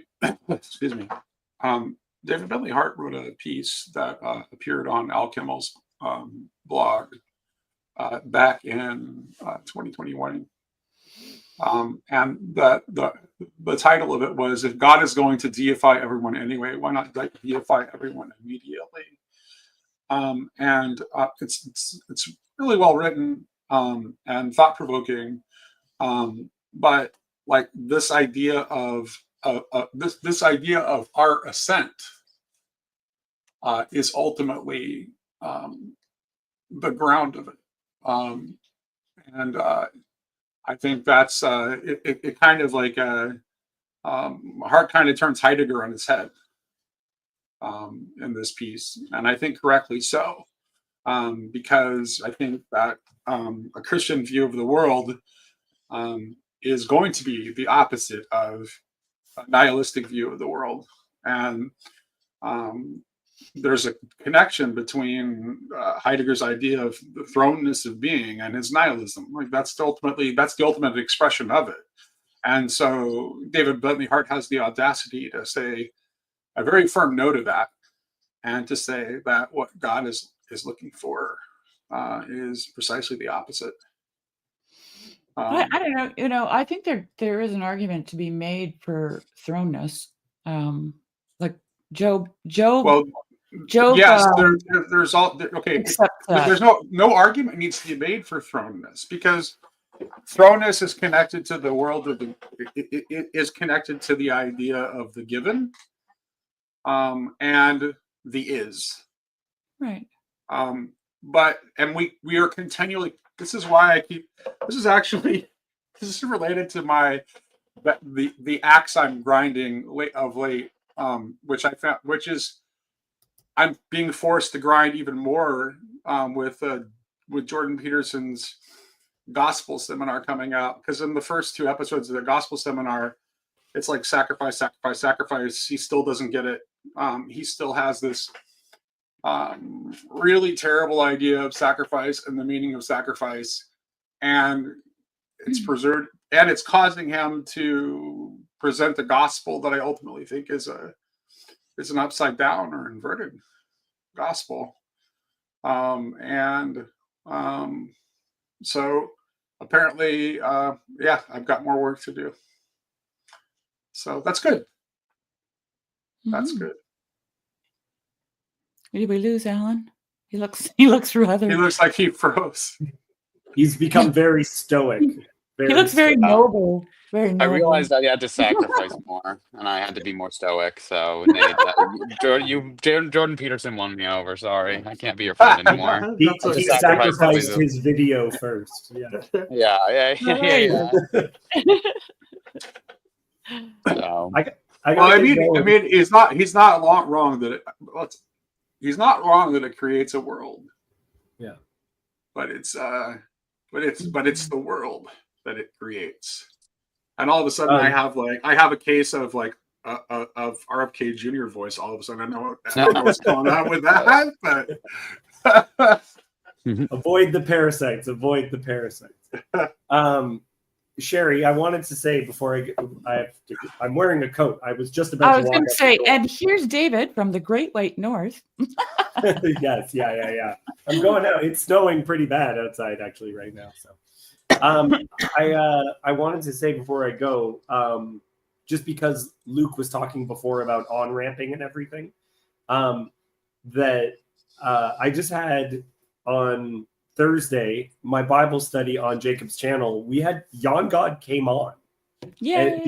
Because it was an American Thanksgiving, he prepared. He did a ton of work to show up and talk about the Witch of Endor because of where we were in the Bible study. And it was incredibly productive. And I think that a lot of people, because of an impersonation and things like that, took him to be the kind of character that could not on-ramp into this space. That essentially his engagement was entirely destructive and not constructive. And it was a wonderful Bible study. We were just missing Americans, that's all. No one was arguing enough with their family to join us. So it was just Canadians and Yon God and Yoav. And it was a great conversation. And I just think about having a redemptive view of what moving forward is, because I have actually found that his trolling is for intention and for purpose. He's I love it. Yeah. You know, like I remember my first encounter with Jan God. If you're listening, Jan God, you probably remember.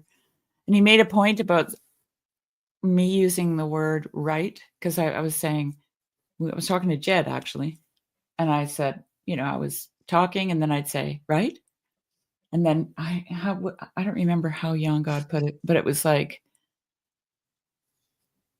right is a filler word. That's what he said. Right is a filler word. And then Jed's like, that's not very nice, Jan God. I said, no, it's actually true. It's true. Like, I recognize this in Jan God, right? Like, he's not pointing at something to make me feel bad. He's pointing at something to make me a better person. Yeah, but I don't. The thing is that, okay, so when pointing out the filler words and verbal pauses that people favor, that does nothing. You're not. He does. You're not going to change. You're not going to change that by commenting on it. Well, actually, Nate, he made me very aware of it, and I thought about it. I thought about it more, and then during that thing, I said to Jed, I said, no, it's okay because it's true. I'm not sure about my thoughts, and so the way that I look for validation of those thoughts when I'm speaking to Jed is to say right, so that he can, give me the feedback that I need, right? Either I'm not right or I am right, one or the other. I'm not looking for just making me right, but that's why I do it. And right. And this is I think, Nate, what you just brought up, I think is a very good point, because sometimes when people do these sort of things, it is just to mess with you. It's like, is this even helpful? How does this function? And I'm going to be having a conversation with him soon about the nature of trolling, how it functions, and catfishing and humor and a whole bunch of other things. And I think a lot of these things are very, very masculine, where there's like a stage where all grade 6 boys just like tearing things down. And that can have a function as far as like making a stronger argument, like editing your words, going through and making a poem more precise, no longer having those filler words, can make a poem hit so directly because of the removal of that sort of thing. Right. But here's the thing, Dave. Yes. In order to avoid filler words, you need to stop being a real person, and you need to stop having a conversation. I've done this a lot, and I'm perfectly capable, by the way, of having articulate speech with no filler words. I do not sound like that on Girl Country, right, most of the time, and that's a conscious choice because I've chose to engage with it in a live mode, being my genuine self in the moment, and I'm not trying to be my best and polished self. Well, I never stopped saying right. I never stopped using the words. I actually, and then in that conversation, mine is like, and the reason it's like is because I often speak in analogies. Yeah. That's why my go-to filler word is like, because I'm almost always talking about something indirectly rather than directly. So part of it, though, and I've noticed this within myself, is that there is a sense of honesty. I'll agree with that. But I used to be an MC for these poetry. It was talent nights, but also it was mostly poetry. And I was mentoring a couple of people in poetry and everything. And what we found was that a lot of people, in order to become comfortable, what they would do is they would immediately sabotage their set. So someone wouldn't want to perform a poem that they had memorized. What they'd want to do is they'd want to read it off their phone, and they'd want to give an explanation as to why it wasn't good first. And what that means is, now you can't criticize me. You can't criticize me because you can only praise me because any criticism is because I just wrote this earlier today. It's not done yet. Right? Instead of someone presenting themselves fully and saying, if you're going to criticize me, if you're going to, So whatever. You're talking about vulnerability, making yourself vulnerable. Yes. And so a lot of the filler, a lot of this stuff is actually a presentation, because I could hear it when what you're saying, Sherry. Sometimes I check in, not because I care what the other person is saying, but I want to know that they think I'm so interesting. Right? And it's, and sometimes the right is like when you saying right is you're actually wondering, wait, am I not connecting with this person at all? Am I just babbling insane? Yeah, then that goes to my whole theory of how difficult it is to get your meaning across, right, to one another. So you need that check-in word. It's like, are you connecting here with my thoughts? And it serves all different purposes, right? Right? It serves all. It can be a statement of fact, which that just was, right? That's a statement of fact, right? Right. And I heard early days in Pixar, I don't know if they still do this. If everyone was agreeing and thinking that ideas were wonderful, they'd pick one guy to be the asshole. One person would be, okay, we're all agreeing. We need someone who's going to tear this apart. And it would be for the purpose of making the best story possible. They'd say, you're now in charge of trying to find problems and voicing those problems. It's the Catholic Church, the devil's advocate is actually a position, right? To make sure that you don't just let anyone be a saint. Not just in the Catholic Church, in Judaism too, like the adversary, right?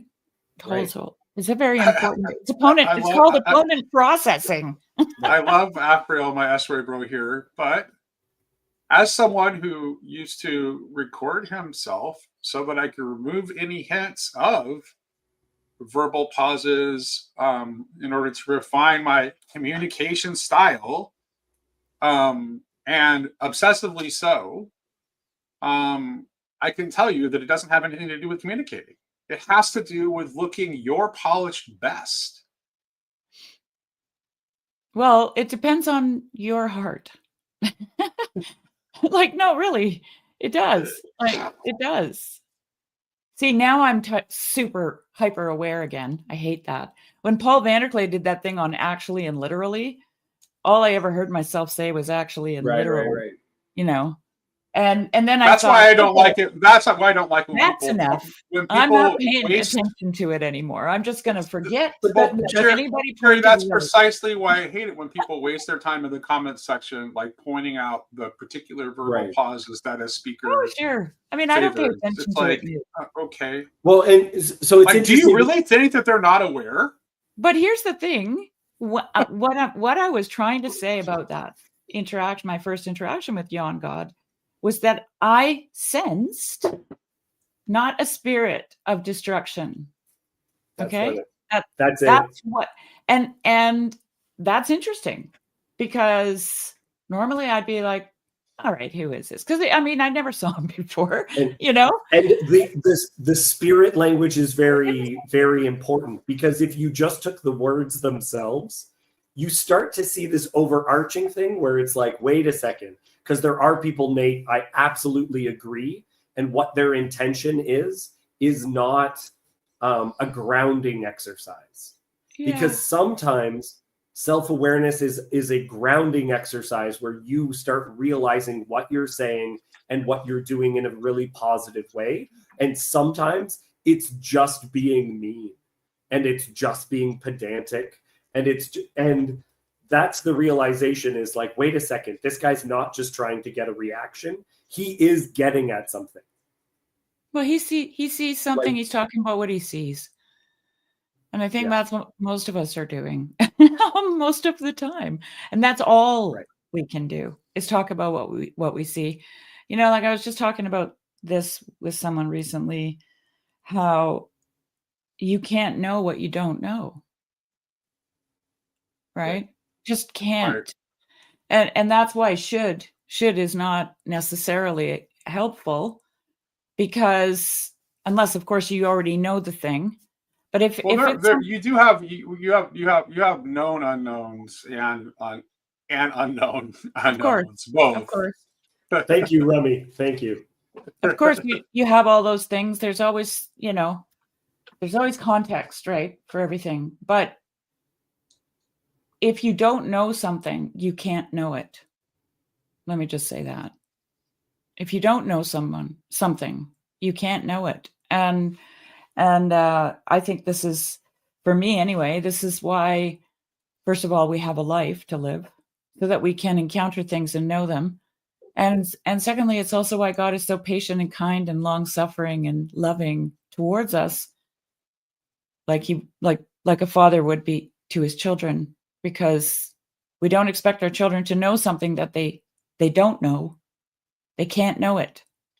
And things are compiled through experience, you know, like you don't expect, this was the example I used, you don't expect a 4-year-old to know how to drive a truck, even if they could turn the steering wheel.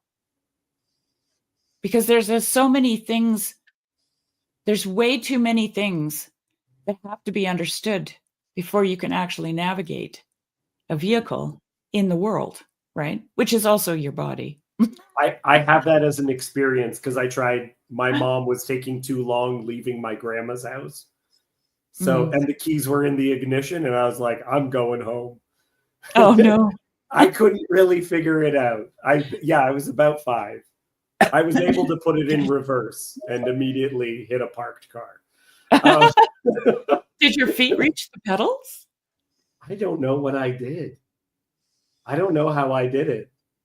Oh, wow. Yeah, that is what was going on. My dad on Sundays would sometimes have us sit in his lap and like operate the car. Yeah. And like, so I have some pretty positive memories about that. Yeah. Yeah. So, go ahead. Go ahead. Oh, go ahead. Go ahead, Dave. I've had a lot of experiences about changing my mindset in arbitrary ways, and then finding that it doesn't take away honesty, but can make me a stronger person. So I kind of want to push you on this, Nate, and see what your thoughts are. Is the idea of like,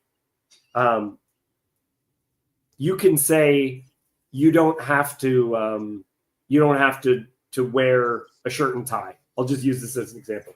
You don't have to wear a shirt and tie. You can just wear whatever you want. We accept anyone, no matter what you're wearing. But I started finding that if I changed the way I presented myself, that I thought differently of myself. And like, I saw something, I know this is the most Peterson thing ever, but it was just this guy who worked on his posture for a month. He tried these like individual experiments for a month, and then he'd review, okay, if you cut gluten out of your diet for a month, does it really change how you feel? He changed his posture for a month. And one of the things that he realized is he was more positive about himself and made less self-deprecating like jokes where he was the butt of it. And he was just like, that's strange. I thought that was who I was, not how I was standing. Right. No, it's interesting. It speaks to how malleable we are. I can remember even being like even as a kid, like having this like very like, I don't know how to describe it. This impulse to change my identity consciously, like to be something different than what I was perceived as, like even from a young age. And I can remember I actually went through a phase where I'd always been kind of shy and quiet kid. And I can remember going through a phase. I must have been like, oh goodness, probably like maybe second, third grade. where I decided I was going to reinvent myself as a bull, like consciously decided to reinvent myself as a bully, and to use my physical size and strength and put that forward. And it didn't take me very long to realize that I didn't have it in me to be a bully, because I just I didn't have the yeah, I just cared too much about people's feelings in order to do that. But I can remember like wanting to do this and thinking about doing this and going through this whole thing, and I was like, man, I was young. I remember even little things like seeing how my dad signed his name and purposely changing my signature.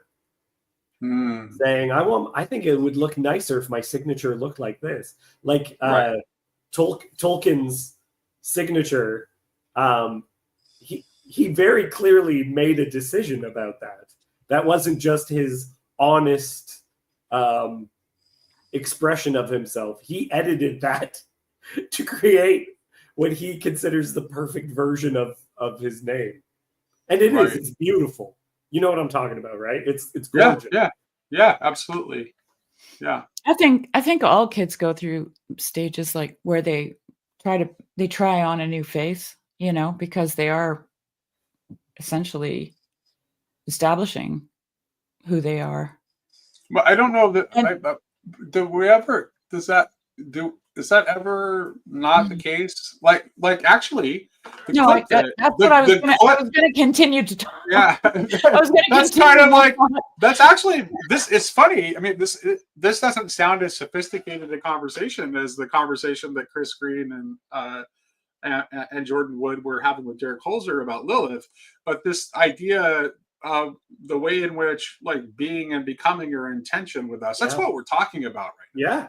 Yeah, it is right. So and that's the thing about, I think, the productive troll, and that it's the desire, it's someone seeking change, sometimes does that just to mess with you, has no purpose, has no positive thing with it. It's the asshole that just says, oh, you wore that today? It's like, that is completely unproductive. But me making certain decisions on how I was going to present myself, for me, was an act of growth, right? Like, and for some people it isn't, right? For here's me, it. Can I say something? Yeah. Okay. So I don't remember what preacher it was. For some reason, John Piper comes to my mind, and I don't remember who told this story. It might have been Paul Vanderklay. About, so if anybody in the chat knows, maybe you could let me know. He was just, whoever it was putting himself too long into his job as a pastor and not spending time with his family. And so one day, you know, his wife let it happen and let it happen. I'm going to just tally that mentally in the Catholic column, but go ahead. Please proceed. Let it happen and let it happen and let it happen until one day she thought, okay, that's enough. It's enough. So she threw a little temper tantrum, right? And she was making points, and every time she'd make a point, she'd smash a dish. And she just kept going. And, you know, and this and that and this, and, you know, and she was going on and on and on about it. And he finally realized, he could see clearly that, yeah, he was actually doing what she said. Before that, he couldn't really see it. Wouldn't listen to her. And then in the aftermath, he asked her why she smashed all those good dishes. She said, oh, they're not that great anymore. Most of them were broken, and I was going to throw the set away anyway. So I saved it for this day. Okay. Right. So you're talking about intentional trolling. That was an intentional troll. Okay. She figured, okay, I'm going to use these dishes because they're going in the garbage anyway. And I'm going to say these things until he gets it. Right. She totally trolled him. That's what she did. So a friend of mine has panic attacks. And she said she figured out a way to stop herself from having a panic attack. It's horrible though. She punched herself in the face. She found that if she was having a panic attack and she started punching herself, that it would stop. And I brought this up because like we all know that scene in like old movies where someone would be hysterical and then someone would just like slap them across the face and then they just like pause. And I think I don't want to defend that action because it's so often assault, but the idea that it's only assault is incorrect, because sometimes something like that is this thing which shocks and then brings us back into ourselves. Yeah. I just started reading, well, I'm listening to it on audio actually. What's it called now? It's Rowan Williams' book, Winter. Looking East in Winter. Yeah. Looking East in Winter. And he talks about the idea of righteous anger. Yeah. And the utility of it. I mean, I just listened to it yesterday, so it hasn't percolated in yet, but it was really, I just remember identifying with it, you know, and like this is the complexity of what it is to be human, you know, like Nate's talking about his obsession with cleaning up his speech. Well, for Nate, that's not a good idea. You know, I recently had a thing where I didn't want to go to something because I thought if I go to this thing, I'm going to be propping up a lie, and I can't do that. My sister went to it because she thought if I don't go to this thing, I'm giving in to resentment, and I can't do that. Okay. So it's like and this is why I really think it's important to understand the balance that we have between the collective and the individual, right? That we function as building blocks in this body, right? Or this temple, not made by hands. And we have to do the thing that God asks us to do. And that's not always going to be prescriptive, right? For everybody else. Yeah, Sherry, it's interesting because to me, like that, my intentional choice in Grail Country, not to be my most polished self, not to be the most articulate I could possibly be. The reason I did that is because Grail Country it's conversation driven.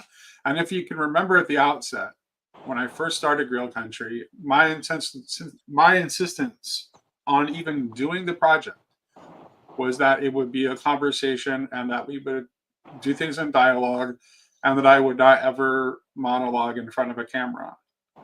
And I'm not going to do that. But there's a reason for me choosing that.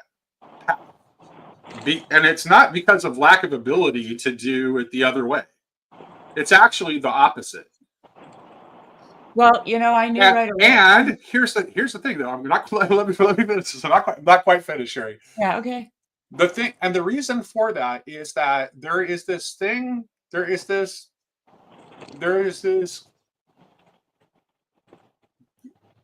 I don't know, there is this mystical thing. I don't know what else to call it. There's this mystical thing that can happen in a conversation when you are really allowing yourself to be present in the conversation.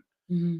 And the problem is that I cannot, if I am continually in control of my words, and I am very precise, and everything I lay out is exactly what I would have wanted to say if I had planned it out. If I'm in that mode, I am not open to that. Right. I'm closed off. And the whole reason that Grail Country exists is to afford the possibility to have those kinds of conversations, which are truly transformative. Mm-hmm. that help us come into contact with something that we wouldn't have been able to see before, and that we couldn't have got to on our own. I know what I can. Nate knows what Nate can get to, on my own. I know what I can get to on my own. I know how to give the best version of what I of what I can say. This is why I'm like way more. You may notice that I'm way more argumentative in text online, right? Well, because that's not like when I'm in that space, like that's the mode of engagement that I kind of default to. So it's precisely because of that tendency that I choose to go about doing what I do on Grill Country in a very different way. So if you get in the comments and point out that I say like a lot during Grill Country conversations, you're not telling me anything I don't know and I'm not aware of. I never phrased this before. I used to have a speech impediment. So a good part of my childhood, because I had a speech pathologist, was just sitting in a room with someone criticizing the way I was speaking and making it precise. And for me, I now look back and see that is when I started writing poetry, because I became obsessed with the sounds of words and the precision of them. And I think that's actually quite beautiful. Like for me, it's this redemptive thing that I just think, I think that human beings can write sonnets, and it takes a lot of effort to write a sonnet. And so we don't. And so poems are just free verse now. And so I've wanted to do some of these things to see what I was capable of, to be like, no, I can make something. I can make something difficult. Like when Peterson talks about lifting the heavy weight, like I'm going to pick artistic things, which yes, this is going to have a lot of artifice to it, but I also just want to see that I'm capable of doing some of this stuff. Guys, I was supposed to have a phone call a while ago. I love all y'all. I really enjoyed this conversation. I'm sad that it will continue on without me being present. Whatever. Well, you'll be here with us in spirit. I just want to say I don't get a chance to get on screen with you all the time, but every time I do, you always have something insightful to say. Oh yeah. So I just want to express my appreciation. Thank you. For you. Dave. Thank you. Yeah. I loved that we were talking about fighting, and you took that stance, because I spoke of Yon God positively as the way he disrupts us is actually positive, and you took the role of disruptive in criticizing that. So it was ironic and beautiful, and it was good. It led to a better conversation. Well, yeah, definitely, because it ends up being a multi-layered thing, and it really depends on who you're talking to and what the context is. Okay, continue on without me. Goodbye. All right. Oh, we just lost Jess. Oh, he'll be back, I'm sure. Maybe he arrived wherever he was arriving. Well, hello, Sherry. Hello, Nate. Now it's just us. Yeah. So, how you doing? I'm good. I was going to say earlier, when you were talking about not having a polished channel, I knew right away you didn't want a polished channel when you invited me to be part of it. Because I was like, all I had was questions. I wanted you because of the very particular gifts that you have. Yeah, but I'm not a polished speaker, and part of my inspiration to be part of the channel was to improve my articulation, not to polish it, but to actually be able to say things in a coherent manner, because most of my life, everything was like images of this and that, and nobody could actually put it together. And I needed to learn how to find the joiner words, right? To join all my things together. I'm so glad you said that, to join all your things together, because that's the reason I wanted you for Grill Country, is that it took me exactly from the first conversation I had with you. I knew right away, like, oh, this person is a genius level synthesizer and a legendary listener. Thank you. And if I wanted to have conversations, I don't see how having someone who is both a great synthesizer and a great listener, and I don't think those things are disconnected, by the way. I think in order to be someone who has an aptitude with synthesis, you have to be a good listener. So I think those things go together. So it's just like, yeah, I have to, like, Sherry has to do it, or I'm not doing it. I remember that. So. Yeah. And also, the other reason I wanted you is I knew Sherry. The other reason I wanted you, Sherry, is I knew that you. I also knew from the interactions I had with you that you would, when I needed to put the brakes on something, you'd let me know. Yeah, I did. I could trust that your instinct was correct. Whether I could see the need for it or not, I could trust your instinct was correct. And so I knew that you would also serve as a moderating influence against some of my more extreme tendencies. I did work on those. I remember chisel in hand. But I was also glad when sometimes you'd say, back off, let me be. Yeah. You know, because I had to learn that too. Yeah. Because I have this maternal role, this maternal thing that goes, oh, stop fighting, and I had to learn to let it play itself out. Yeah, well, because sometimes I'm not necessarily headed where it looks like I'm headed when I start on something, right? Yeah. And I'm just kind of I'm taking a secure. Sometimes I'm taking a circuitous route, but I'm usually doing so for a reason. Like usually, and then sometimes, I mean, I have a bit of a temper. Sometimes I'm just mad. Yeah, and that's when it's appropriate. When I think, and you have a good sense to know when I'm just acting out of anger, and to reel me in. I've tried to help you dodge some bullets. Yeah, you do. You do. Everyone loves you. You are easily the most beloved member of the Grail Country cast. Is Sherry, hands down, no contest. So I'm definitely an acquired taste, and not for everybody, and that's okay. Yeah, well, I love you too very much. Actually, I'm really glad to see that you have managed through your surgery. Yeah.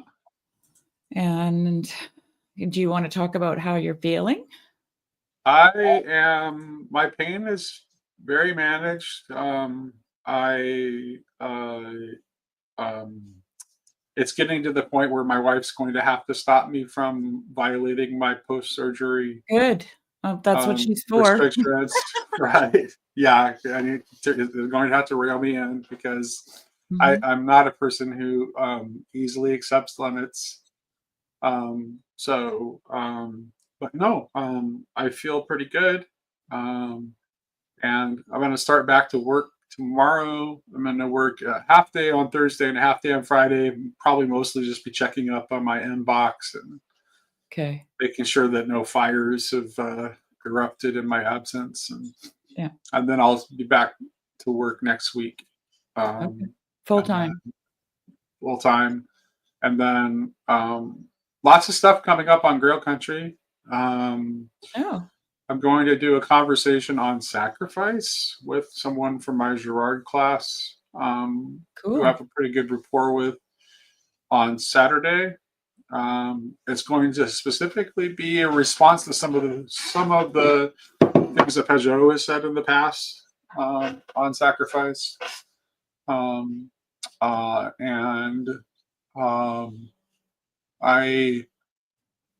have a conversation lined up with Michael Hart, who's the independent Girard scholar who's been teaching the class that I've been taking, and Jordan Hall, of all people. Oh, nice.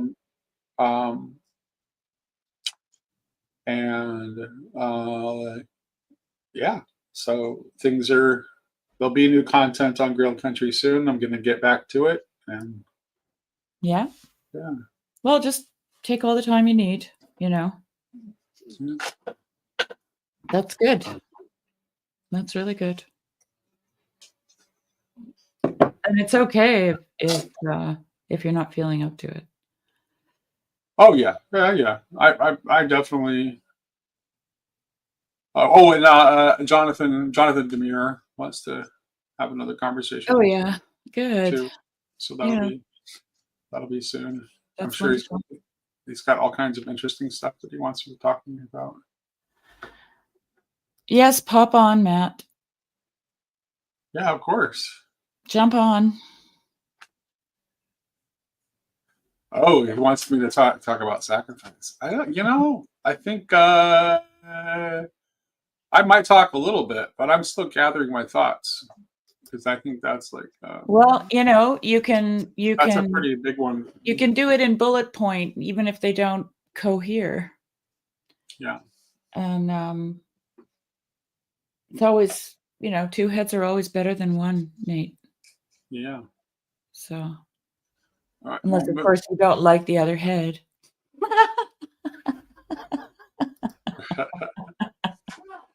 Yeah, I'd be happy to see Matt anyway.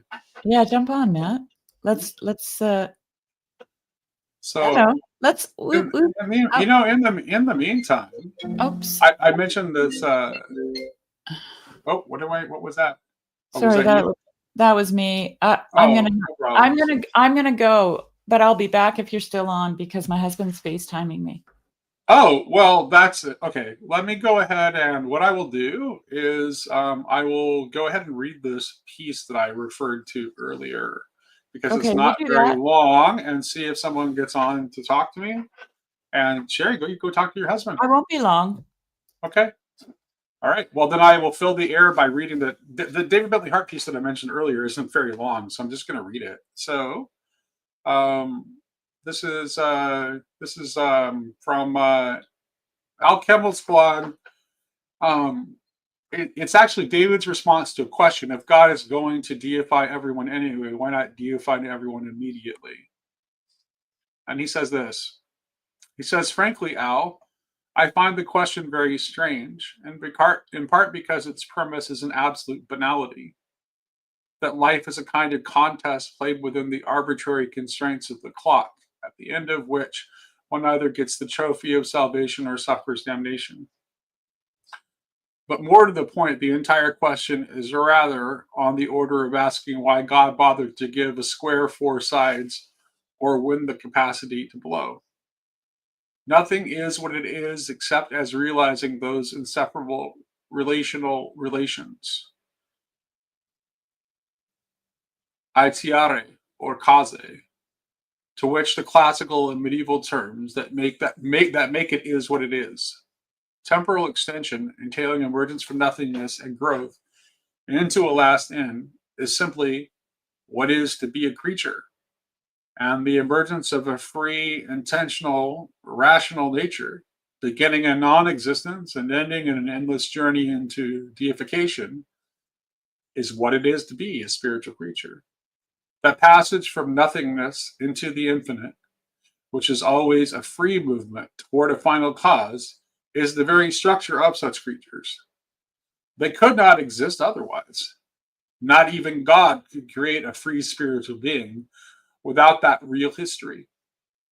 God's act of creation is not the magical conjuration into existence of something that possesses all the attributes of the past without actually possessing a past. And any temporal origin and media res, as it were, would rest upon an established and extrinsically imposed fundamentum iconoclasm, a substratum of the unfree, immutably posited prior to any free intention. Any quote human being unquote created under such conditions would be a fiction, a dramatis personae, a fictional character summoned into existence, and in a preordained state of character, and not a living soul. These are not arbitrary rules that God would change without abolishing the spiritual nature of his creatures. They do not, however, imply that a passage through evil is somehow a necessary phase in the growth of spiritual natures. It merely means that as spirit must move toward its divine end freely, out and away from the utter moral and ontological poverty of non-being, the possibility of temporary but often tragic divergences from the true path are intrinsic to nature, to its nature, until such time as that nature has grown into what Gregory of Nyssa calls stability in the good. So again, to ask why God did not create spiritual beings already wholly divinized without any prior history in the ambiguities of sin, or of sin's possibility, is to pose a question no more interesting or solvent than one of those village atheist dilemmas. Can God create a square circle or a rock he is unable to lift? A finite created spirit must have the structure of precisely the finite, the created, and spirit. It must have an actual absolute past in non-being and an absolute future in the divine infinity. And the continuous successive ordering of its existence out of the former and into the latter is what it is to be a spiritual creature. Every spiritual creature as spirit is a pure act of rational and free intentionality away from the utter poverty of non-being and toward infinite union with God. This temporal or diastemic structure is no less intrinsic to it than its dynamic synthesis of essence and existence, or the stability and change. I should end there, but why not take up the stakes just for the sake of mischief, just to make this whole issue more abstruse than it needs to be? I would recommend here that everyone consider the logic of Bulgakov's re-Christianization of Fichte, at least as I interpret him. Finite spirit is, as spirit, always also a self-positing I, for both better and worse, and it is only such an I that any free spiritual creature, it is only as such an I that any free spiritual being could be created by God. That is, God cannot create a free rational creature unless that creature is already free and being created, which is to say, unless that creature has freely consented to his own creation, and unless that consent is truly constitutive of the act of its creation, and then so it must be true that no creature can exist as spirit except by its free acceptance of the invitation to arise from nothingness, and by intending itself in intending its final cause. Spirit exists as an act of assent to the Father, and in that assent, an act of complete acceptance of the gift of being. Though whatever is created must be created in its last end, still spiritual existence is possible only under the conditions of those rational relations that logically define it. That assent, of course, cannot come before a creature exists, but it is necessarily the eternal truth of that creature's existence, one that, from the perspective of time, is an eschatological reality, but sub specie aeternus is from the beginning of days. I should explain, I suppose. When Paul describes creation's final acclamation of God's majesty in the age to come by borrowing the Septuagint's version of Isaiah 45:23, where the Hebrew tisabat is rendered as my Greek is not good enough there. To get that one, I apologize. I'll have to go back and look it up later. He's also describing the moment of which all creation is called into being. That act of grateful praise or joyous confession at the end of days is nothing less than the creature's original response to the call that in the beginning of days draws all things into being out of nothingness. It is the creature's participation in God's eternal return to himself within the divine life itself and within his exodus and renaissance in all creatures. All things are created in their last end, and spiritual creatures possessed of reason and freedom exist only to the degree that they fully assent to and delight in the end and summons that summons them from the night of nothingness. Here, the disproportion and qualitative difference between the eternal and the temporal must be observed with absolute exactitude. The eternal reality of all things is, from the perspective of time, an end to be attained. But were that end not eternally always so, no finite creature would exist. This is especially so for spiritual creatures, for whose existence as spirit can be nothing other than an insatiable intentionality toward the whole of divine being. The final cause of all things that come into being is the whole reality of the created. It is the accomplished and so original plenitude. The spiritual life is nothing more than a constant labor to remember our last end by looking forward to our first beginning. The final end of creation is nothing less than its eternal ascent to be, its original answer to God's call, its joyous acceptance of the gift of being, and therefore its full moral and spiritual commitment to existence as a wholly contingent manifestation of the divine life and its absoluteness. But then, if that free ascent of the spiritual creature to and end its own creation is nothing other than the final act of joyous confession and praise, that is at once both the culmination of the creature's temporal missus and the eternal origin of the creature's existence, then universalism is not merely entailed, but is in fact a necessary premise for any coherent account of spiritual creation. For, of course, only a saved and deified will can, with full rational autonomy, make that confession. No spiritual creature could possibly exist except as saved, as a God in God.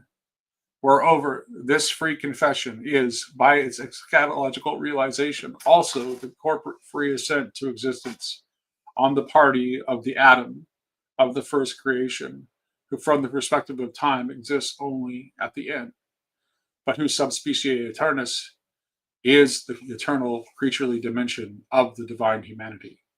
And of course, creation's ultimate confession can be total only by way of a total unity, since a moral affirmation of God's goodness, and so a full surrender to God requires that this rational consent not be inhibited by any regret over unredeemed spiritual natures. Finite spirits are not monads, but are constituted in their communion in the eschatological fullness of the Adam of the first creation, which is a unity of co-inherent love.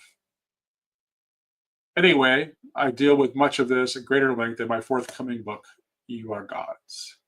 So that was the little response. Oh, and I have company now. I'm sorry that it was ignoring my company while I was reading, but I cannot have my eyes focused in two places at once.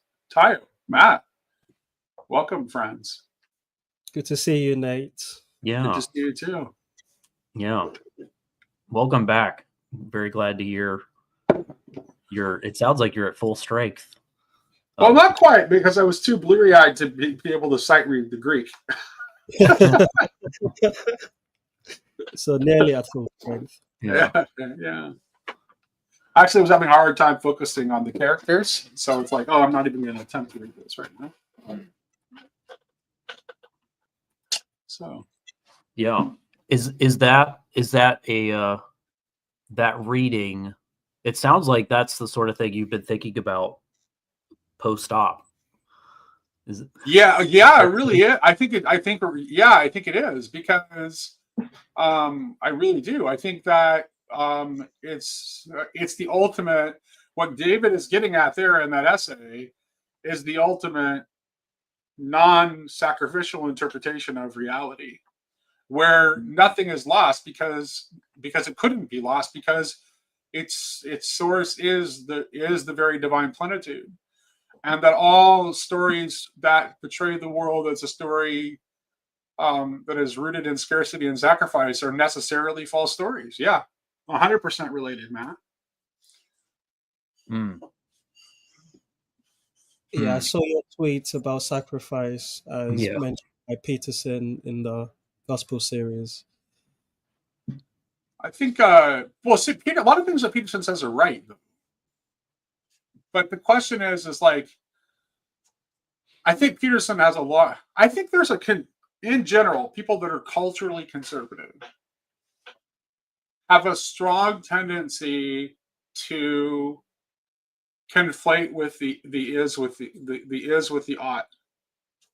And it's not that they don't have any like awareness of the ought, but their conservatism makes them, out of a sense of like, I don't know what, like groundedness or realism or whatever the impulse is, it makes them make the mistake of thinking that the world must be as it presents itself to me. But the Christian story has always not been one that the world is as it presents itself to me. In fact, that's the world that our faith condemns. Is that world of the is, that it's still the world that is enthralled to Satan and to sin and to death. That's the world that is. But that's not the world that God intends. That's not the world that we're being drawn to by our final cause. And so if we take the principles of that world too seriously and we don't see the possibility of transcending them, then we're going to make mistakes.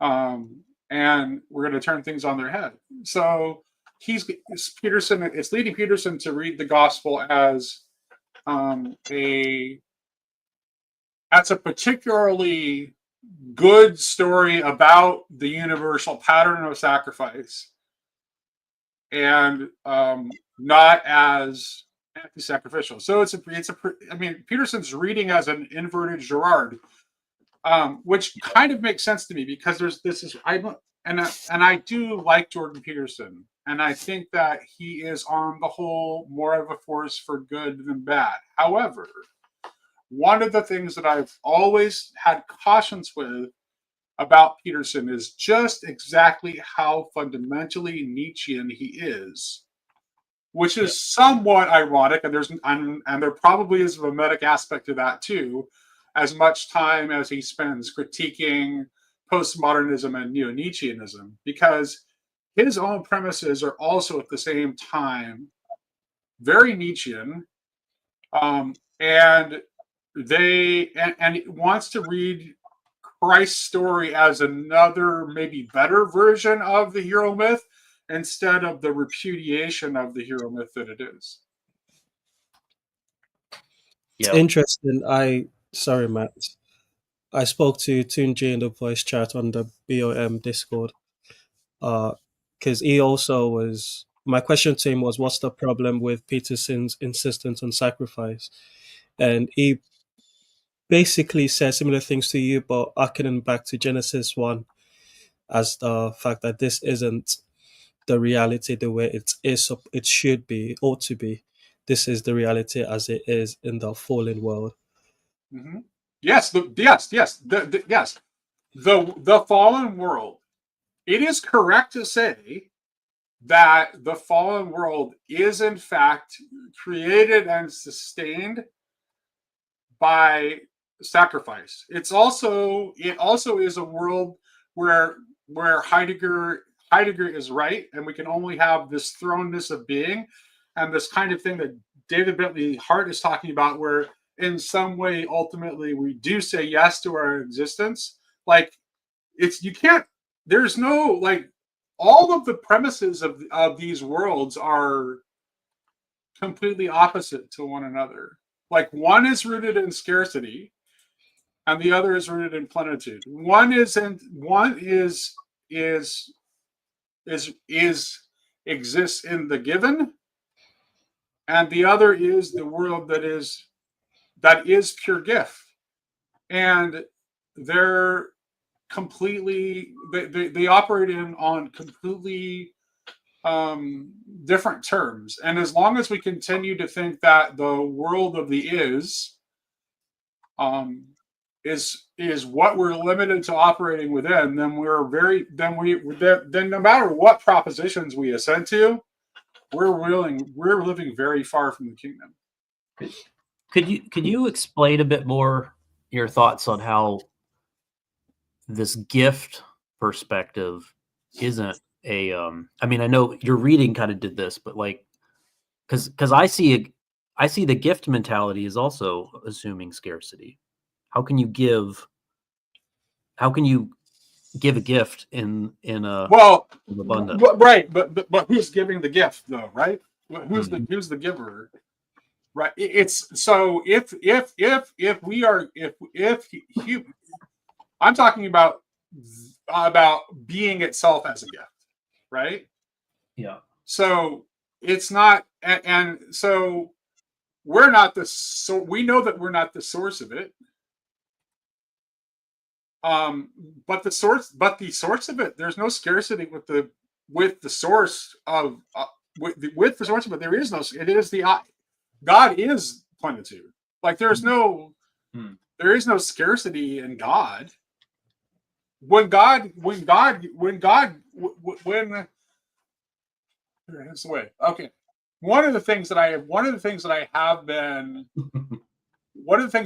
working on that I don't really quite know how to say yet is that one of the differences in the gospel story as opposed to the archaic religions that I don't really, if Gerard talked about it, I'm not aware of any places where he did, but there's a way in which even if we must repudiate sacrifice from our end and realize the impossibility of it, because in order to sacrifice something, you have to have some sort of claim on it.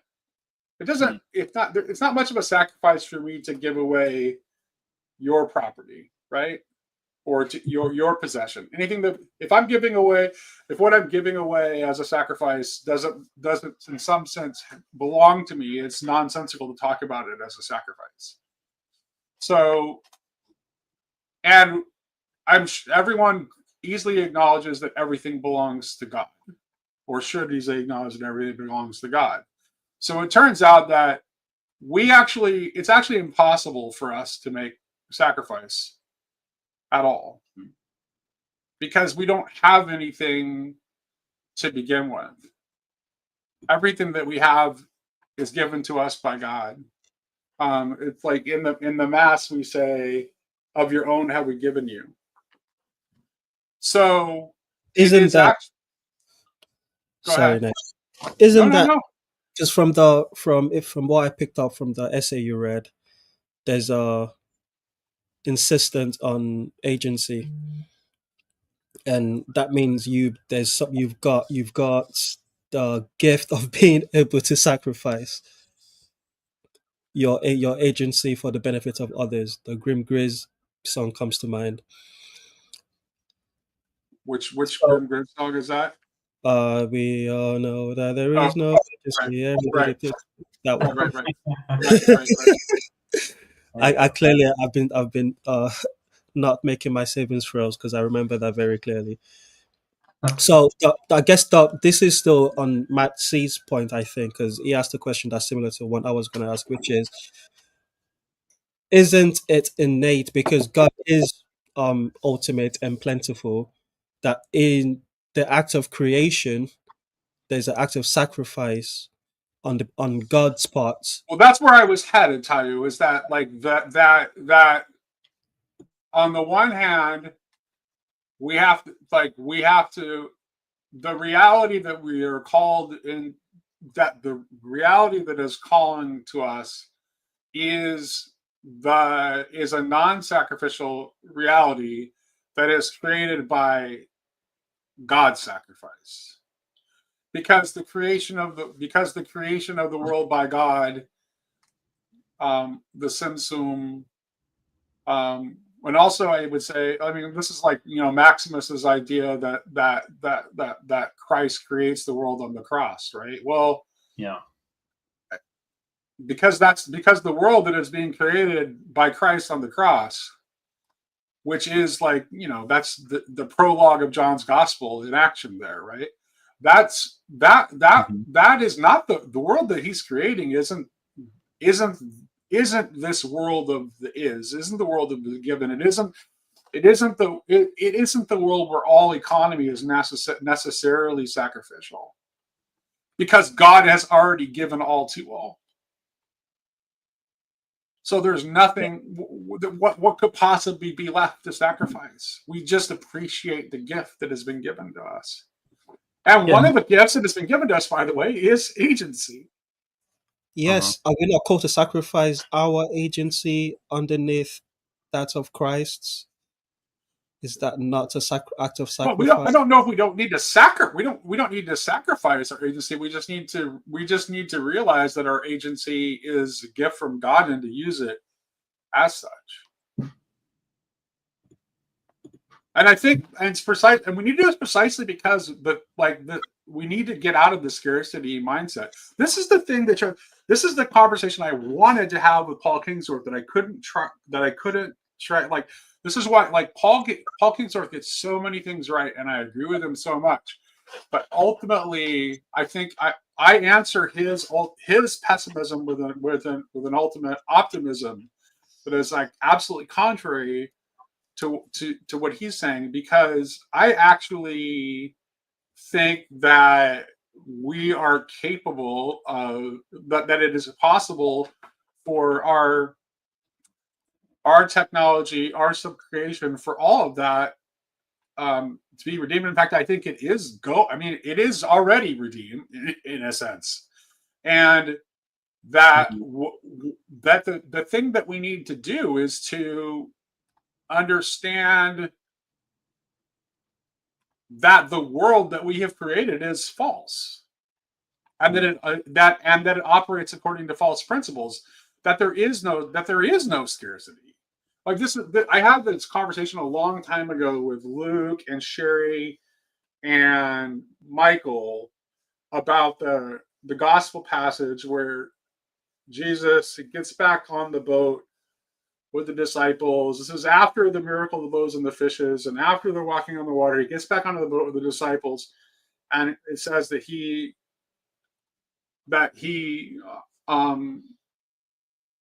essentially that Jesus is bummed out about the fact that the disciples still didn't understand about the loaves and the fishes. And this is like, this theme of plenitude is actually, this is the primary gospel. This is why there's this thing that I will say a lot about the gospel about Jesus and the gospel of Jesus. And I think Christians, for most of Christian history, we have focused on the gospel about Jesus, and we've gotten it, mostly right. And it's necessary. It's part of the gospel about Jesus is important, meaningful, and I'm not trying to discount it. But at some point, the church needs to grow up to the point where we are also willing to be serious about the gospel of Jesus. And the gospel of Jesus was the announcement of the kingdom. Like, it is among you. It's here. The scarcity is a lie. Sacrifice is a lie. It's now and not yet, though, Nate. Well, why? Why? Because the second coming hasn't happened yet. Okay. So that's a good. Now I don't know if you caught. Okay, so let's talk like you about walked right into his trap, Tyler. No, it's not a trap. Not a trap. No, we seriously need to. I don't know. I'm not surprised by that question, that response, though. Yeah. The most viewed conversation in the history of Grail Country, for whatever reason, was my first conversation with Grim Grizz, and I don't think it really had anything to do with me or Grim Grizz. It's just like the title and the thumbnail were just like a perfect storm of internet insanity that made a lot of people click on it that that didn't know anything about me or Graham or TLC. And it was the conversation that we had about Project Bluebeam. Oh, neat. Wow. And here's the thing. It's like Christians need to stop thinking about the parousia in a way that something like Project Bluebeam is a coherent idea and a genuine deception. Because I think we're looking for the wrong kind of parousia if we are the kind of people who would be fooled by a sophisticated light show in the sky that would convince us that the parousia is happening. Jesus already came to us in the flesh, walked among us. That part of the incarnation it's already happened. And Christ ascends into heaven for a reason. And he ascends into heaven in order to bring human nature fully into the divine, for the full integration of the human nature, the divine nature. This is the obvious reason for the ascension. And he sends the Holy Spirit. And at some point, one would think that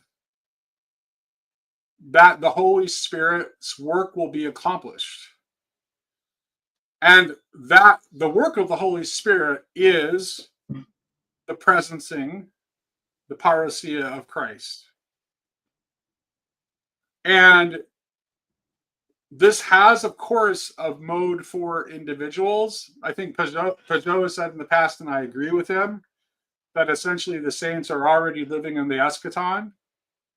Well, the way in which the parousia is ultimately realized is for that presencing to be made real to everyone.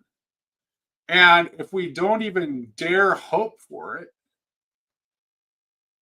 then I think we're just feeding we're feeding the closed world. We're feeding the cycle of eternal return. We're delaying. We are ourselves what is delaying parousia. Oh. We're not yet willing to say even so come. And and I think that's like, and the minute that we are willing to say even so come, then we can start living in a different world. Do you think, to Phlebas's point in the chat, should we get rid of the altar at Mass? Would that be realizing this eschaton? No, because I think it's still because everything about the work of the cross is peculiar and still calls us into that. And the last thing we would do, here's what we precisely don't want to do, is to think that we can do it on our own without the cooperation of God. And so our approaching the altar is always required, but God meets us.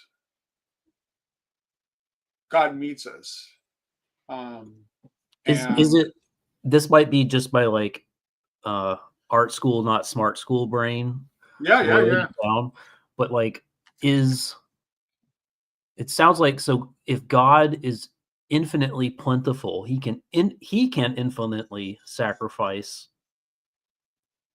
to create a scenario where we are infinitely enjoying his plenitude, and there's no room for us to sacrifice in that world that he sacrificed for. Is that reflecting what you're saying at all? Or That's what Well, I'm I don't thinking. know because I'm still sorting out what I'm saying. Like Mm. like I've been fairly what I'm trying to. I'm still sorting out what I'm trying to say. sure. Um. And can you run that through by me one more time, Matt? Because I thought there was Yeah. something there. What it sounds like it. What my understanding is that you're saying that we cannot sacrifice, and I think you're saying Correct. that because God, who is infinitely plentiful, he's the source. Like he alone can infinitely sacrifice to create the cosmos as it is. Well, and also And the we other can thing, just Matt, is enjoy that it. what God sacrificed because of the divine plenitude, God's Mm. sacrifice ends up not being sacrifice either. It just appears Oh, to yeah. us as sacrifice, right? Because there's no like that's why you He's can not think of giving. He's everything, and he's giving into the nothingness to make it turn chaos into order. I don't know. and yet nothing is lost of like yeah, and yet nothing Oh, is sure. lost, right? Yeah. Right. Yeah. So there's a way in which like Okay. sacrifice involves.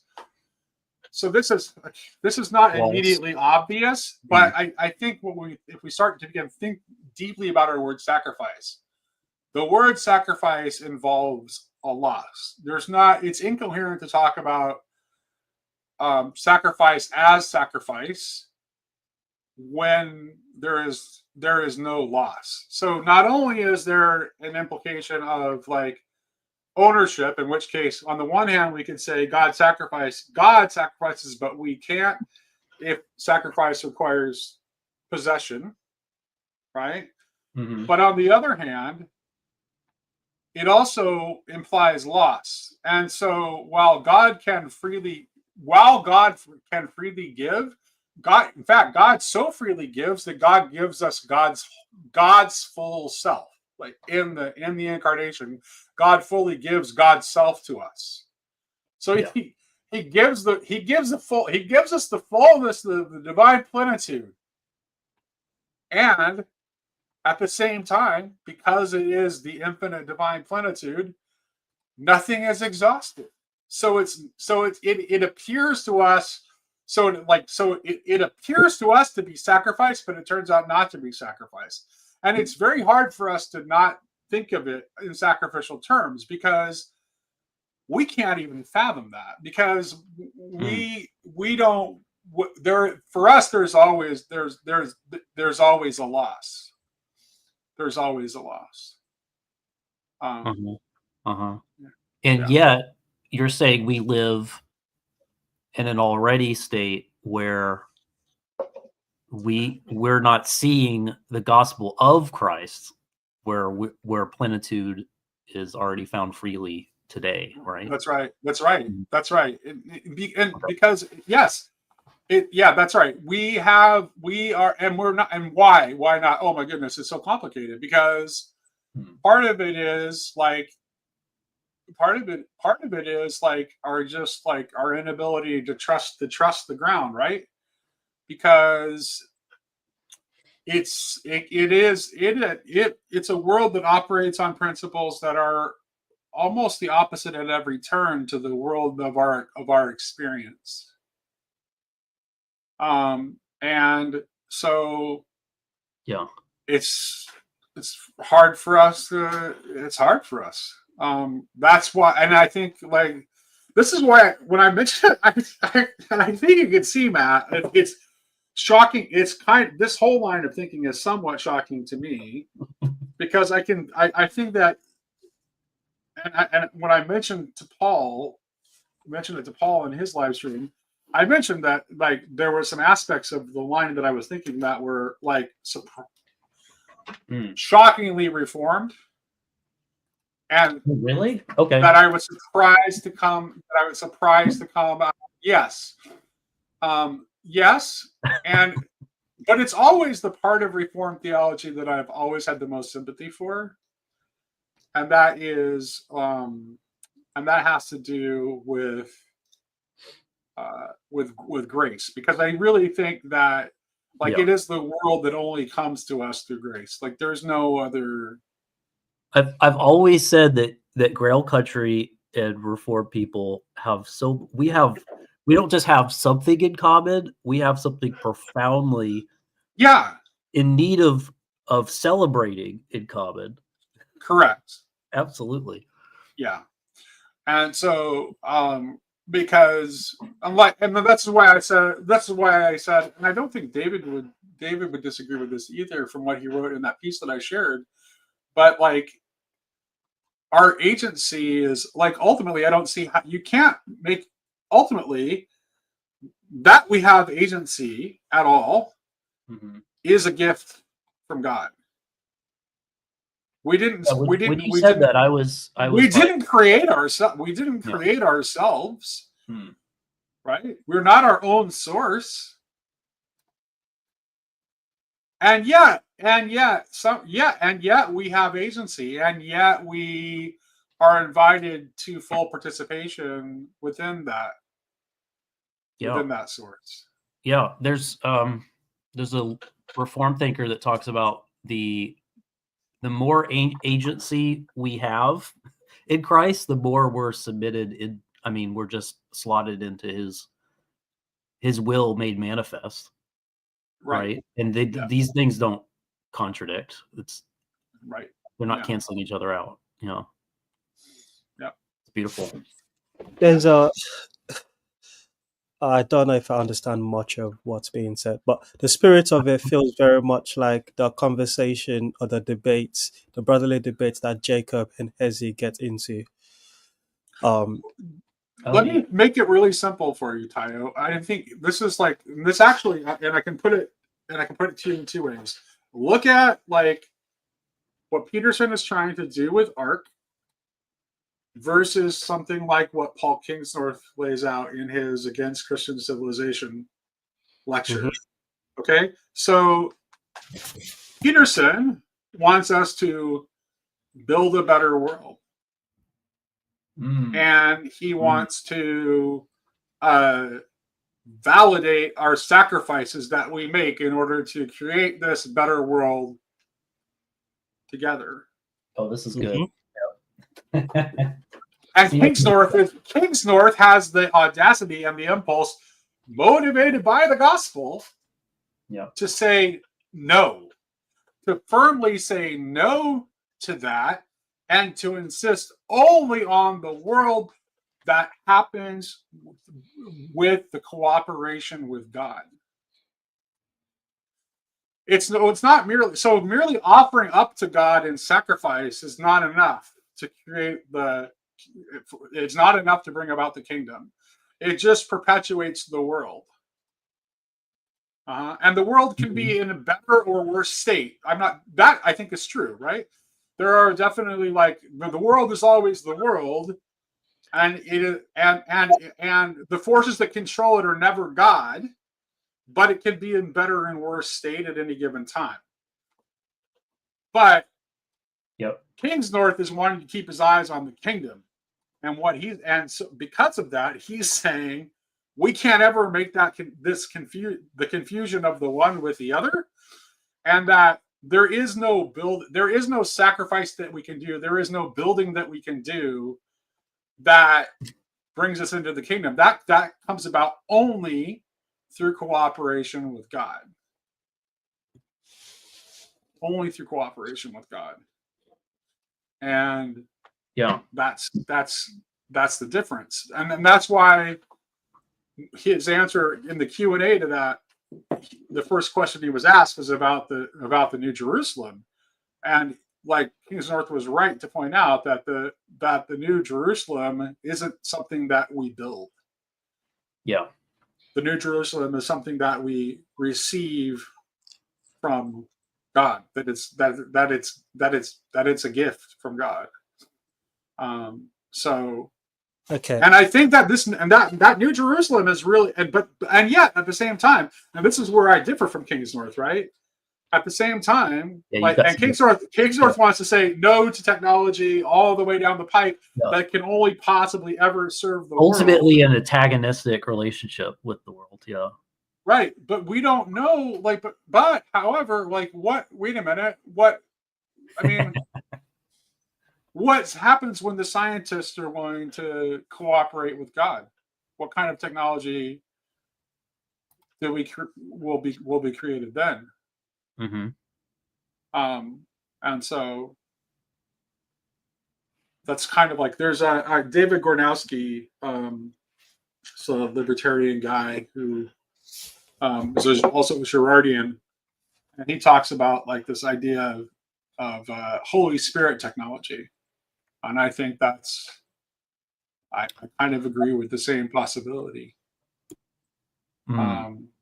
But it's a technology where that involves us not thinking that it's something that we're building or doing, but it's a technology that comes out of a willingness to see the divine plenitude and the possibilities that are on offer from the divine plenitude if we have eyes to see and ears to hear.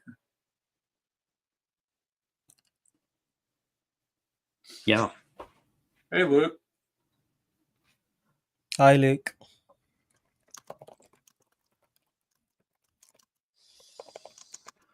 Elliptical, man. You know, it's interesting that I really liked you guys' discussion about the King's North lecture. Yeah. I was jiving with the whole thing, and then later I realized I didn't. It had me wondering about why he did what he did, where he did, and I think maybe Kale gestured to that a little bit, but I'm starting to realize maybe it's kind of cool that he did it where he did it because of kind of what you're pointing at. You understand that he's trying to be a John the Baptist figure in the midst of a particular institution that thinks very differently than him. So he had to really emphasize something to make a point, and he wasn't trying to be balanced for that reason. No, he wasn't trying to be balanced. Like, no, he wasn't trying to be balanced. And also, it's like I don't know that. Is there a balance point? It's like, there's a way in which it's like, could be the wrong word. the church is not a civilization. Yeah. It isn't. Now there may be civilization that comes about alongside the church, that it's a civilizational impulse that grows out of the church, but it's still not what it is. Yeah. Just as like the church is like it's not, the church isn't a nation either, right? And I suppose that was kind of revolutionary. The church is the gathering of the nations. It's not a nation. So. Yeah. Yeah, I like how you're squaring that circle, Nate. That's really interesting. I'm still working on it, and I'm sure I'm getting a lot of stuff wrong, and I'm doing the best that I can. Because ultimately because it's like just something that I have this like, kind of strong. It's something that I've had a very strong vision of for a long time. And I'm just trying to figure out ways to talk about it in order to help people see what I see. To consider that possibility horizon, because I think that like a lot of the barriers that I run into trying to communicate what I'm talking about is like people just like, and it's no malice, like people literally just don't see what I'm talking about at all. Like that's like they don't see it. Well, and it's hard because the world I'm asking people to see is not the world it is. I can't point to facts of every fact of the world that I could point to is evidence against me, unless you're able to see what shines behind that. Isn't that interesting? You You, a man with feet of clay, are describing to other people a reality, this reality from God's perspective, which you can only do if there's that immanence of that transcendence happening. That's right. You can only do it. It's only by if I can't. Well, this is where it becomes easy for me, right? In a way, right? Because I realize I can't do it. Yeah. So, in as much as I succeed, then that's the work that is the work of God through me. Yep. Of Christ through me, and so all I can do is like kind of point at the beauty that I see shining forth, and hope that others can see it. Yep. Through your agency. Through my agency, which is also a gift of God. Yeah. Right. Exactly. Yeah.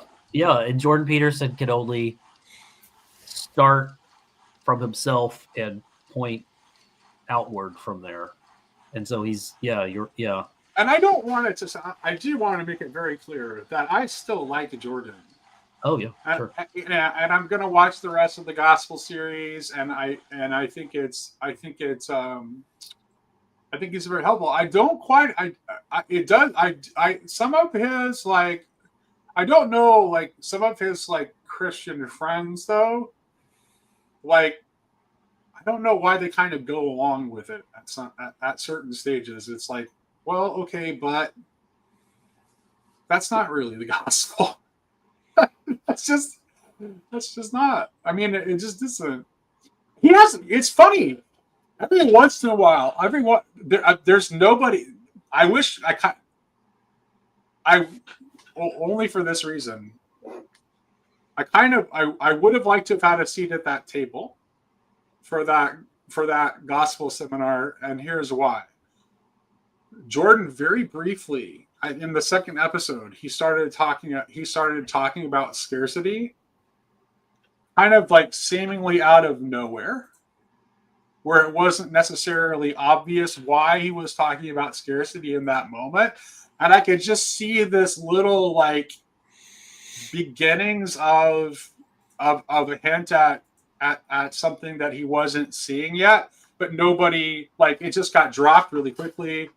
No one said, "Hey, can you talk about that a little? Why are you talking about scarcity right now? And what if it turns out that scarcity is an illusion? How does that change the world that we live in? If scarcity is a lie, if scarcity is the way in which the devil maintains control in this world, then what, Jordan?" So, yeah. Yeah, people want him to be a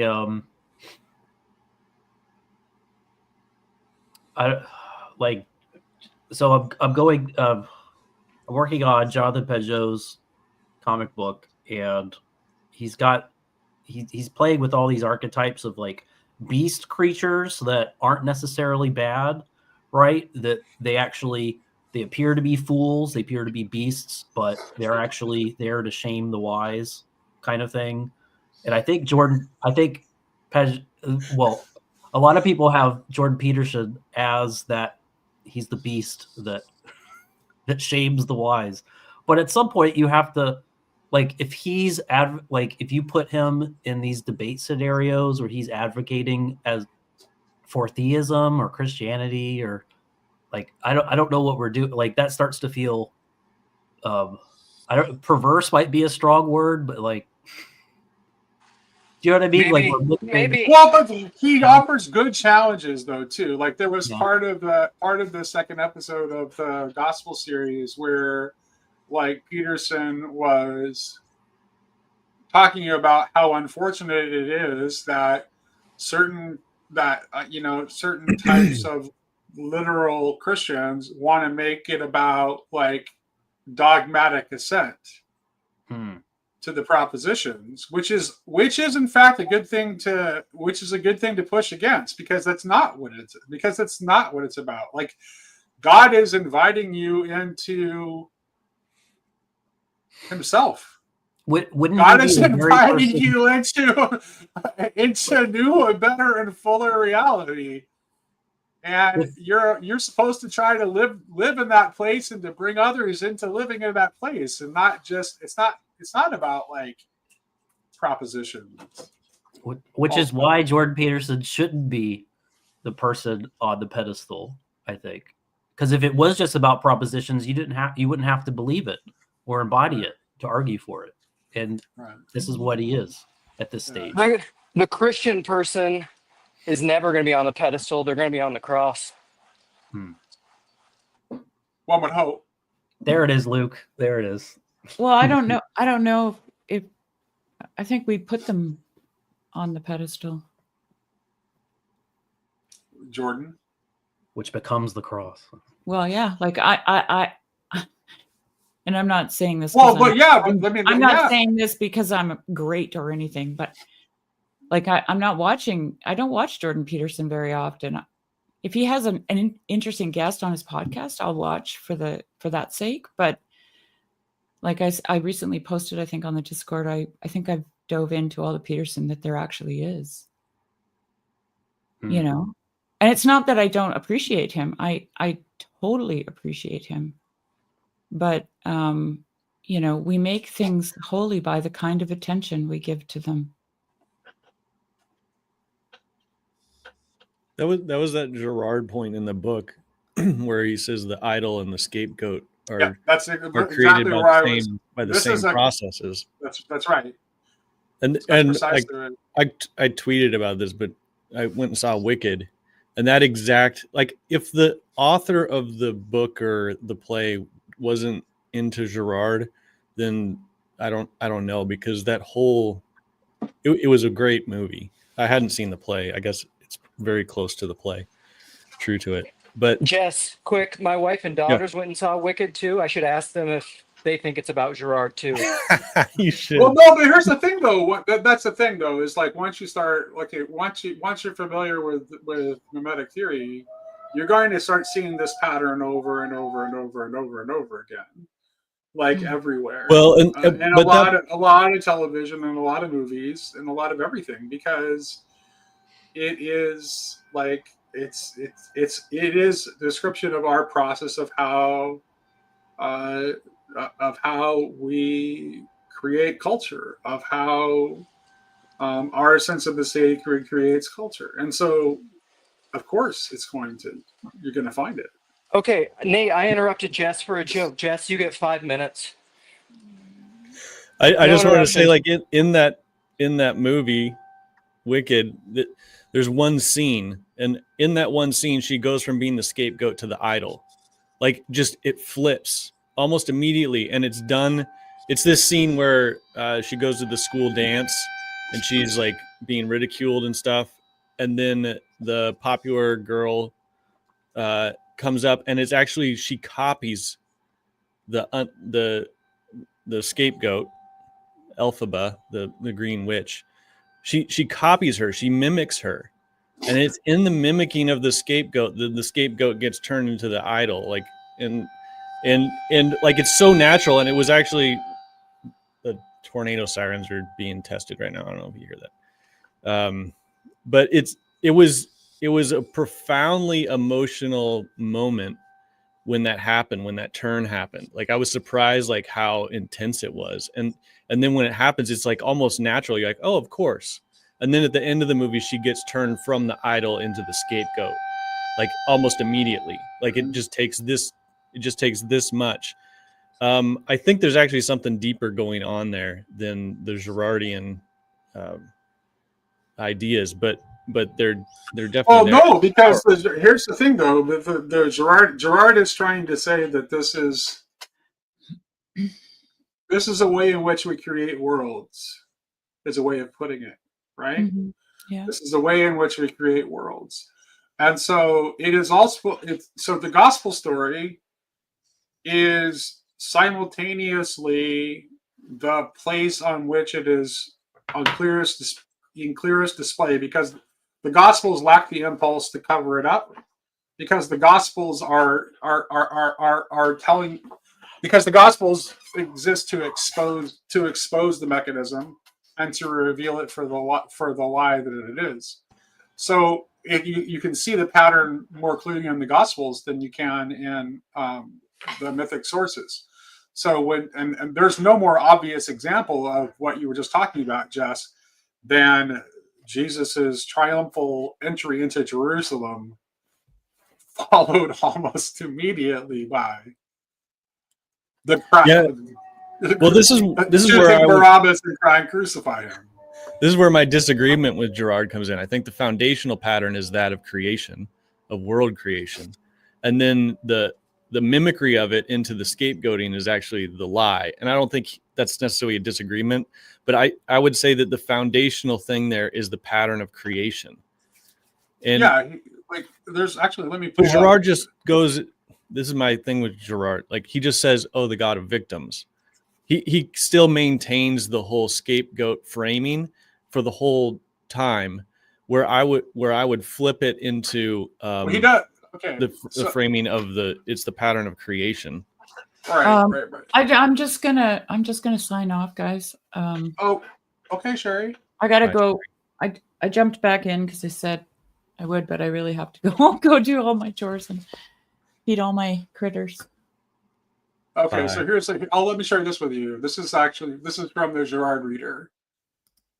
The same scapegoating that myth understands and therefore reveres as sacred truth, the Gospels understand and denounce as the lie it really is. This denunciation is the alpha and omega of all genuine deconstruction and demythification. When Jesus is called the Lamb of God, it means he is an innocent scapegoat. But the expression is more beautiful and more appropriate than scapegoat. The idea of vicarious immolation is retained, but the ugliness of the goat is eliminated. The injustice of the victim's death is made more obvious. Far from being the scapegoat religion par excellence, Christianity is the only religion that explicitly rejects scapegoating as a basis for religious epiphany. Many critics reject my views on the grounds that, as visible as it is in the Gospels, the scapegoat mechanism must be operational in them, whereas myth and ritual are ambiguous about it and therefore should wisely remain silent about their connection with scapegoating. These critics do not realize that the word scapegoat in its modern usage, which I make mine, defines a principle of collective self-deception, which by definition cannot be formulated in the text that it structures. They always think in terms of a scapegoat theme or motif. They find it extremely easy, therefore, to refute the mimetic theory, but the objections they brand as are misinterpreted evidence as evidence in its favor. They simply do not understand what I mean by generative scapegoating. So he then turns to the question of anti-Semitism in the Gospels after that. So.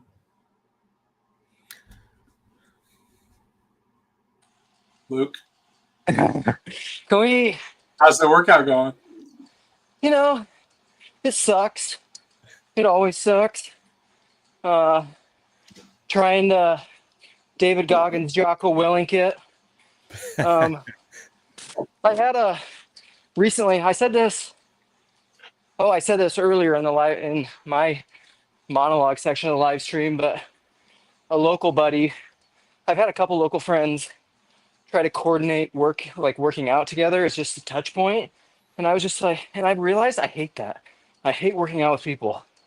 I hate working out in general, but I do it because I don't know, because I think it's good for me, but I hate it. And this is one of the Rogan things I most relate to, where he says, when he talks about conquering his inner bitch, and he's just like, 9 out of 10 times, I don't want to work out.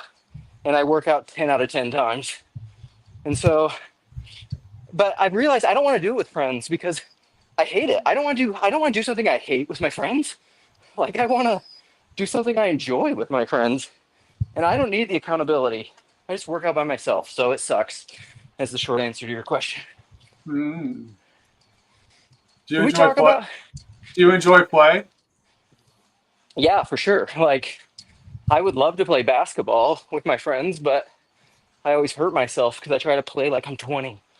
Oh, you want to hear a story about my recklessness with pickup basketball? Yeah. Okay.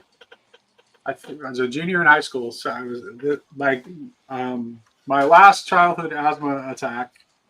That was really severe. I was 17, and I was playing a pickup basketball game, and I did not bring my inhaler with me, and so, but I refused to stop playing. And I was really hot shooting that. I made like 8 3-point shots in a row. So I was like, I had a really hot shooting hand. So that Wow. incentivized me to stop, to not want to stop playing even more. Oh, I was streaky as hell. I mean, I would also, I'm the kind of guy who could make 8 in a row, and I could also miss 15 in a row. So, I mean, it's just very streaky shooter. But I was hot. I had a hot hand shooting. And so I kept playing.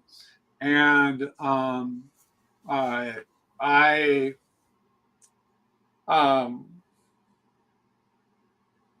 when the game was over, I turned to my friends and I said, I actually was so weak by the end that I needed their help to get to the hospital, which is about 3 blocks away on foot. So they had to kind of help prop me up and carry me. And I went in the ER and I said, I'm pretty sure that I had a spontaneous pneumothorax while I was playing basketball. I already had a severe asthma attack. I was having a severe asthma attack and I didn't have my rescue inhaler with me because I'm an idiot and I forgot to bring it. And they said to me, if you had a spontaneous pneumothorax, you wouldn't be able to talk and tell us you had a spontaneous pneumothorax. And they did the chest X-ray, and sure enough, I'd had a spontaneous pneumothorax. So You must be more of a meathead than I am, which is saying something. So, hey, I want to talk about this with you because I think it came up recently. I'm not that active on Twitter and I don't really follow the news, but Trip Parker, who jumped on the last live stream, a friend, he was talking about how there's been an increase in anti-Semitism on the right. And I was like, yeah, of course. I said, this is what Nate and I have been talking about. It's one of the potential downsides of Trump and the conservative right winning the election is a rise in kind of the culture war fascism that's a potential on the right. So, I will just say this. I think the threats from the left are greater right now, but that doesn't mean that there can't be a pendulum shifting kind of fascistic purity thing coming from the right. So, well, I think there's a lot of people that have had I know that one of the things that I've heard Pajot say that I think he's profoundly right about is that he is more concerned with the backlash that is coming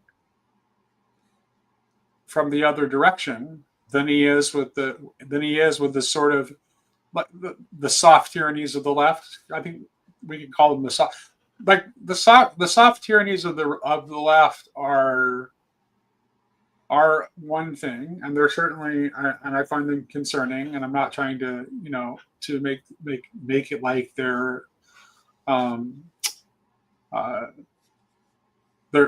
anything other than what they are. They are tyrannical and they're awful, but when the right goes wrong, you get real tyranny, not soft tyranny. Well, so to that though, I don't know that I agree with that because, Rogan's most recent podcast is with this guy Mike Bentz, who has worked with essentially internet free speech and having a free internet, and he outlines really clearly, I think, through all these administrations, how since the 70s there's basically been a concerted effort, and ever since the advent of the internet, to control the internet for essentially what I would call the globalist capitalists from the left. So I actually think I don't agree with those people. I don't agree that those just a sec, forces just are a sec. okay. I haven't even gotten through it. And so I think there's actually a bigger threat of emanating hard tyranny from the left right now. I actually Well, think that's but what that's not the leftists left, don't want. though. Global capitalism is not the left. Global capitalism, It's become with neoliberalism. Well, neoliberalism is not the left, though. That's just it. Well, It just is. It just isn't. It is no. It really isn't. In fact, it is. Now we're arguing is semantics. Get to the thing behind the thing that I'm talking about, Nate. no. You know that's not what I'm talking about. I would say that that the forces of globalism are the forces that are invested in the world in the bad sense that I was talking about, and that their fundamental drive is to keep the sacrificial economy running and to keep it sacrificial. Yeah, I just don't think that there's like a racist, anti-Semitic, secret deep state cabal on the right. I don't think that's what's happening. No, I wasn't suggesting that either. But anyhow, I don't know. It's maybe there's not a lot to say there. I just think I just wish both sides would get over the culture war bullshit. Well, wait a minute. Whose interest does the culture war? Whose interest do you think that serves? It's the very people you were just talking about. But the culture wars, like, there's a reason. It's not accidental that the culture war went into overdrive, like in the aftermath of the financial crisis in 2000. In 2008, when it looked like we might actually start talking about things that matter. That's when the culture war went into a new level of intensity. Yeah, I agree with that. Not by accident. What? I do think I agree with that, but I think a lot of the culture war stuff, and maybe this is just my. Well, those are not anti-capitalist forces at work. No, I know, but like these things shift, and so like the spirit. Again, we wage war not against powers and principalities, or against persons, but against powers and principalities. So like the spirit that is behind things in global capitalism, the way that I see it, shifted from my youth, which was associated with Republicans and the right. Those were the corporatists, and now that's on the left. The corporatists are on the left. Well, I mean, in both North American and in British politics, neoliberalism has been the dominant ideology of both the right and the left, with just slightly different flavors. I mean, that's the political center of the world that we live in most of Western Europe and in the United States. So, but now, like, who's speaking for internet, like actual internet freedom and the lack of controlling it? That's coming from the right now. It's not coming from the left. Sure, that's okay. So, yeah, but even those things are in play, right? Because both camps have their kind of like their pet interests and their pet billionaires, but these things shift from time to time. For a long time, the tech sector was on the side of the nominal left, and I call it the nominal left because it's not a real left. It's just the nominal left. You don't have a real left. Yeah, I think that's true. Right. Well, but that's starting to shift. That's why there's so much rage about Elon Musk. Right. That's like why everybody's so mad about Elon Musk shifting his allegiance rightward, is because, well, that was always, and these things are who. The point is that the game and the essential players are in the same underneath the surface, even though it appears to change. So we kind of tend to we give more meaning to the shifting of those things than we ought to. Bottom line is, I don't really trust Elon Musk. I'll just put it out there. I'm hopeful. I think McMo said it the best, is that this election was deep state against populism. And I think populism won, but I don't trust populism. I'm hopeful it maybe will stop where we were headed to some degree, but I don't trust it. I think it's my faith in political solutions to anything is pretty well Yeah. known. Well, same. Yeah. Part of it is like the fact that like we're like most of the time the political conversation doesn't really see the game behind the game that you're talking about, actually. So it's like, well, I mean, this is the Chesterton observation of Hudge and Gudge, where it's like we create this thing where it's like, you know, big government and big business are seen as an opposition, but in reality, they work hand in hand. And they work hand in hand against our interests. Gentlemen, mind if I pepper in some thoughts? Go for it. Glad you're here. So, in the circles that I was in, we certainly did see ourselves as a authentic left. Now, let's say it's not that big, right? The circles that we were in are not that big, but I don't think that they necessarily ever are. I do subscribe to the narrative of the small extremist leftist groups that were like the tip of the spear in overthrowing the czars in Russia, right? I do see that being the case as far as I'm able to observe it, right? So then here I am in a Christian tradition again, deep in the Orthodox Church, and I certainly run into the, I think what would be widely referred to as the orthobro type that can certainly play around with things that we're calling anti-Semitism, right? And then there's a sphere around that that really sees things through blood and soil and is playing around with BAP and Nietzschean ideologies and going, okay, here's this we have to pay attention to genetics and how people are determined by these genetics, and so that's there too, and so I say that in this to paint this picture of there are these factions on the left that are a real left, and there are these factions on the right that are a real right. They're both small, but I think that they're always kind of small, but they end up being tips of a spear of sorts, right? Mm-hmm. That can move. And if the winds shift in just the right way, then there can be like a mass emergence where that tip of the spear sort of and the body follows it, right? So that's real. Now that said, I think I also think that when we say, okay, well, there's not a real left and there's not a real right, because the people on the right, they're kind of saying the same thing, where they're like, oh, well, it's not a real right, they're so soft and whatever. What are they going to do?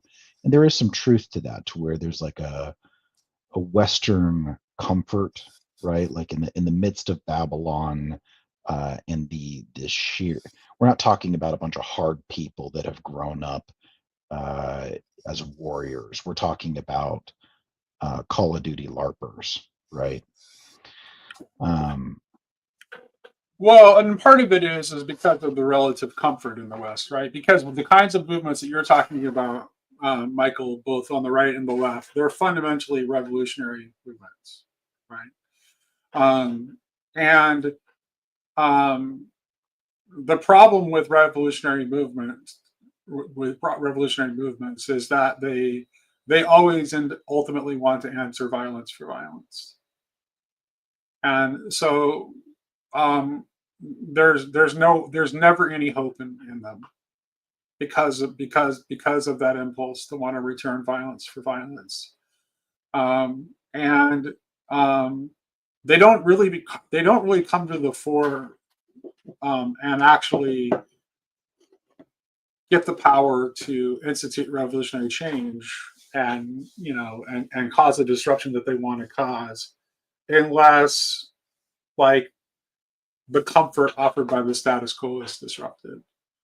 And I don't really see much sign of that. Like the neoliberal order is still pretty well established and still offering a very comfortable life for most people. And we don't think about the cost. We don't. The other thing is like they've successfully distracted us so that we don't think about what the real cost of our comfort is.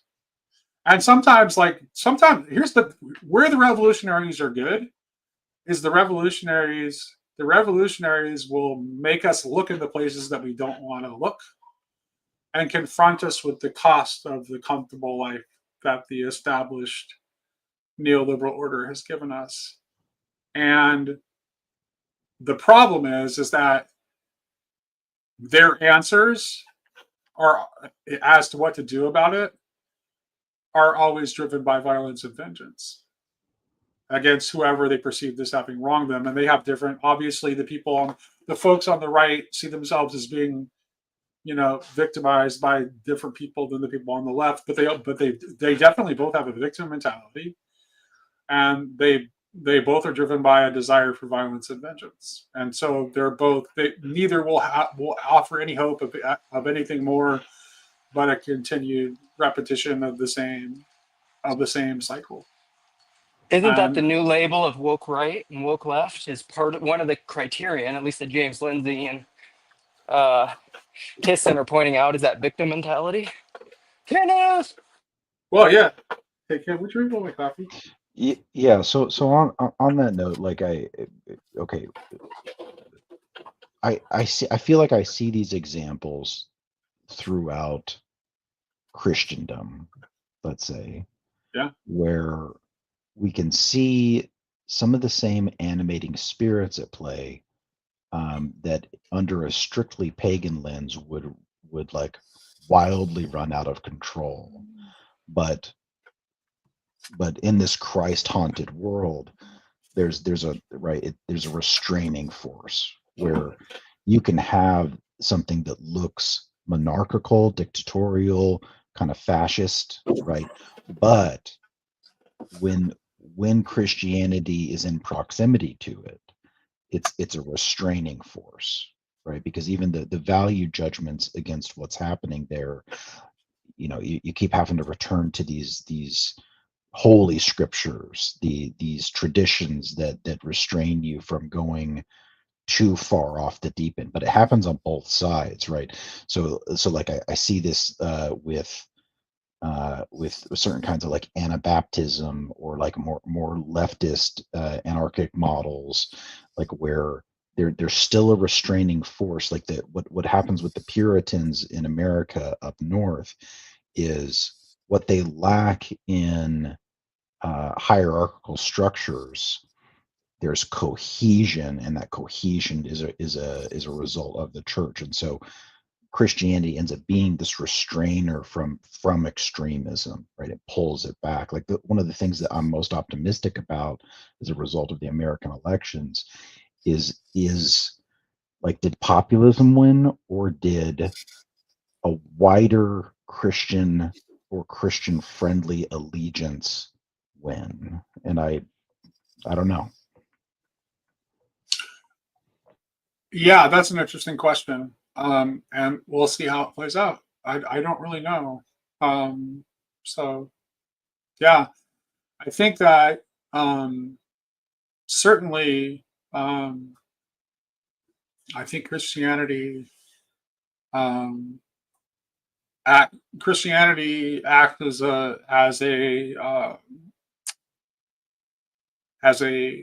oh, we lost him.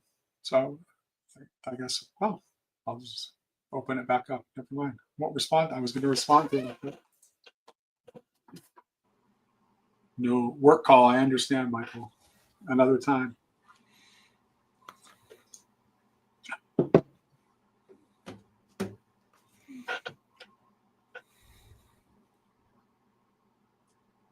All right. Well, Jess, change the subject. Okay.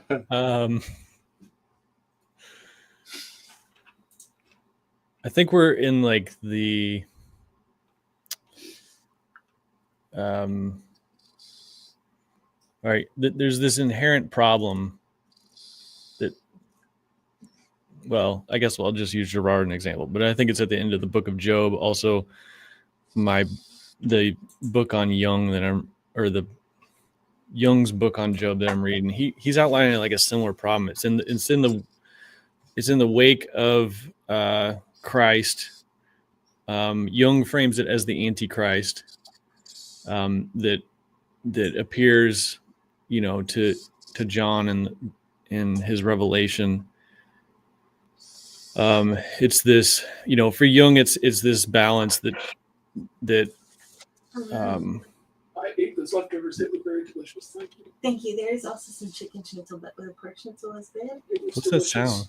That's Nate's family. It's me. It's my family. Let me It move was you. like a video playing. I was like, I'm hearing something. Oh, hi, Sarah. She can't hear. Okay. Anyway, there's the inherent problem that comes out of that. Okay, Jung frames it as the Antichrist. Jung frames it as the problem that comes out of the God of victims.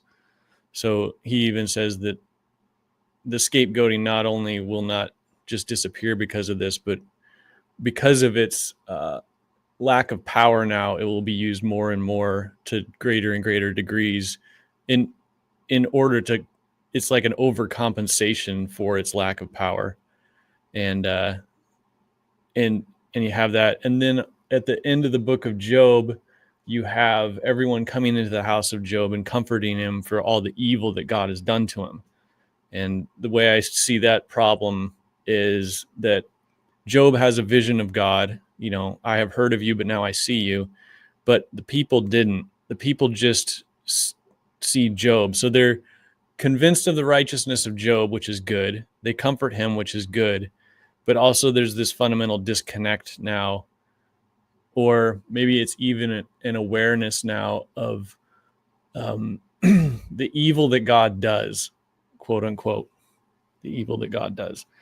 And I think that problem is coming to a head. I think it's been a 2,000-year long problem that's been working itself out. Jung talks about it in terms of like as soon as Christ ascends, his disciple John, then because of the Spirit of truth that has been sent, the Holy Spirit that's been sent, the Spirit of truth reveals all this to him in revelation.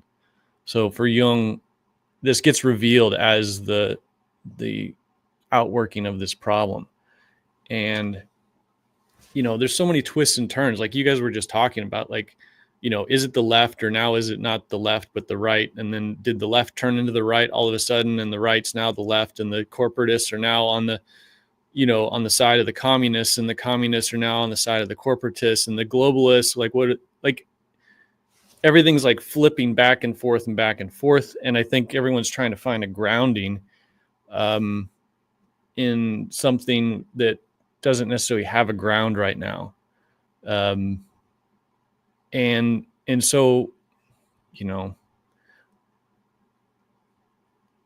I try to think about like what's the like of all my study into the book of Job, like what does it have to say towards something like this? Like Job is sort of fundamentally groundless, but he finds a foothold in what? His own integrity. And there's something about that which ends up being affirmed in Christ and in the coming of the Holy Spirit, that, he says, don't plan on what you're going to say. The Holy Spirit will guide you in all things that are true and tell you what to say when the moment that you need it. And that's sort of what we have. That's what we've got. It's everything. And also it's like, you don't get to have like a firm establishment and a political ideology or in a group or a faction. Like those things are like you can see, like even James Lindsay like on Twitter, he just shows up on my feed. I think I follow him, so that's probably why. I don't know why. but like it's a literal flipping out. Like he doesn't know, like he keeps he's like, I'm going to label this woke right. And then people that were on the same side are now turned against each other. And now he's fighting with so-and-so who they used to be allied with. And now it's like this, it's all this sort of flipping. And some of it's just, Ouroboros. yeah, some of it's just the craziness of social media and all that. Hey. I just want to pop on and say hi to Jess and hi, Luke. Miss How are Sarah. you? Hey, good to see you. It's good to see Yeah. you. I'm just, I don't know what you call taking over. Yeah, you should. That's right. I'm happy to answer any questions about Nate's health. Oh yeah, how's he really doing? He told us a little bit, but He's doing so. This is like, in the range of outcomes. This is on the better than 50% outcome range. We're still waiting to get the pathology results, and but we have like a bunch of appointments lined up. But there's no immediate need for dialysis, so things are looking pretty good. And I'm just arguing with him about diet related stuff because here he comes. Hi. He's like, I can just eat barbecue salami and it will be fine. Wait, I want to say one more thing. Okay, go ahead. One more thing really quick. I was telling his family that like he they need to encourage him to listen to me, because if he takes really good care of his body, we'll have his mind around much longer. Not that I think that they're separate, but we know which one he prefers. So that's my joke there. Okay. Thank you. Here's a question: Where does his own integrity come from? The implanted word. Next. Yeah, that's a gift from God. But a gift from God. It's what you're talking about, Nate. It's this strange thing where God gives it to you, and then you return it to Him. But it has to be given to you so that you can return to Him. Right. It's like, how do you say it succinctly? Receive with meekness the implanted word, which is able to save your souls. Well, it's the whole thing with like with Jesus himself too, right? That verse where he did not think equality with God a thing to be grasped. Yeah. So even like Christ, because God doesn't Christ grasp. is Christ because he receives his identity from the Father fully as gift within the life of the Trinity. Yeah. Like That's that last video with. Sorry, we're too excited. That's that last video with Chris Green and Jordan Daniel Wood. But I think Chris Green is the one who says that, or maybe it's Jordan. I don't know. They're both so awesome. They blur. But they're saying that in your grasping at salvation or to become God, that's actually Antichrist, because God doesn't grasp. It is the impulse to build to build it on our own instead of cooperate with God. Yeah. Walk on water. Let go of that foundation you think you have and fall back into the relation. Yeah. I mean, it's really, it's simple but hard, right? So these are words that are easy to say, but the most difficult to embody. I'm learning that very much, and Jess knows some of this. Nate, I haven't talked to you about this, but I said this is where it's very easy to parrot and say these things if you're intellectually inclined, but try getting married and having kids and loving your family and your neighbors and your enemies, and you'll see how hard it is to not grasp. Yeah. Mm-hmm.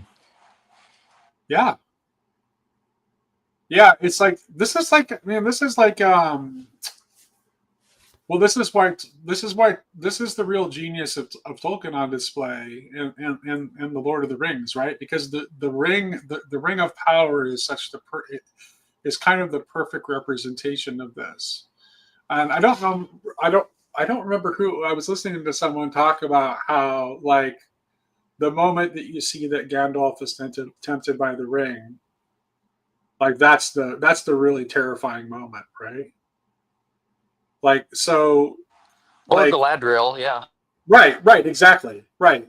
So, There is no. It is like this is where I stand with Paul Kingsnorth, and it kind of it's like, and I'm not against Jordan Peterson, but I'm in as much as Peterson is the Peterson who wants to have a grand civilizational project and make the West great again and make Christianity great again, or that. As much as Peterson has that impulse, I do stand contrary to that because I think that's precisely what we should not be doing.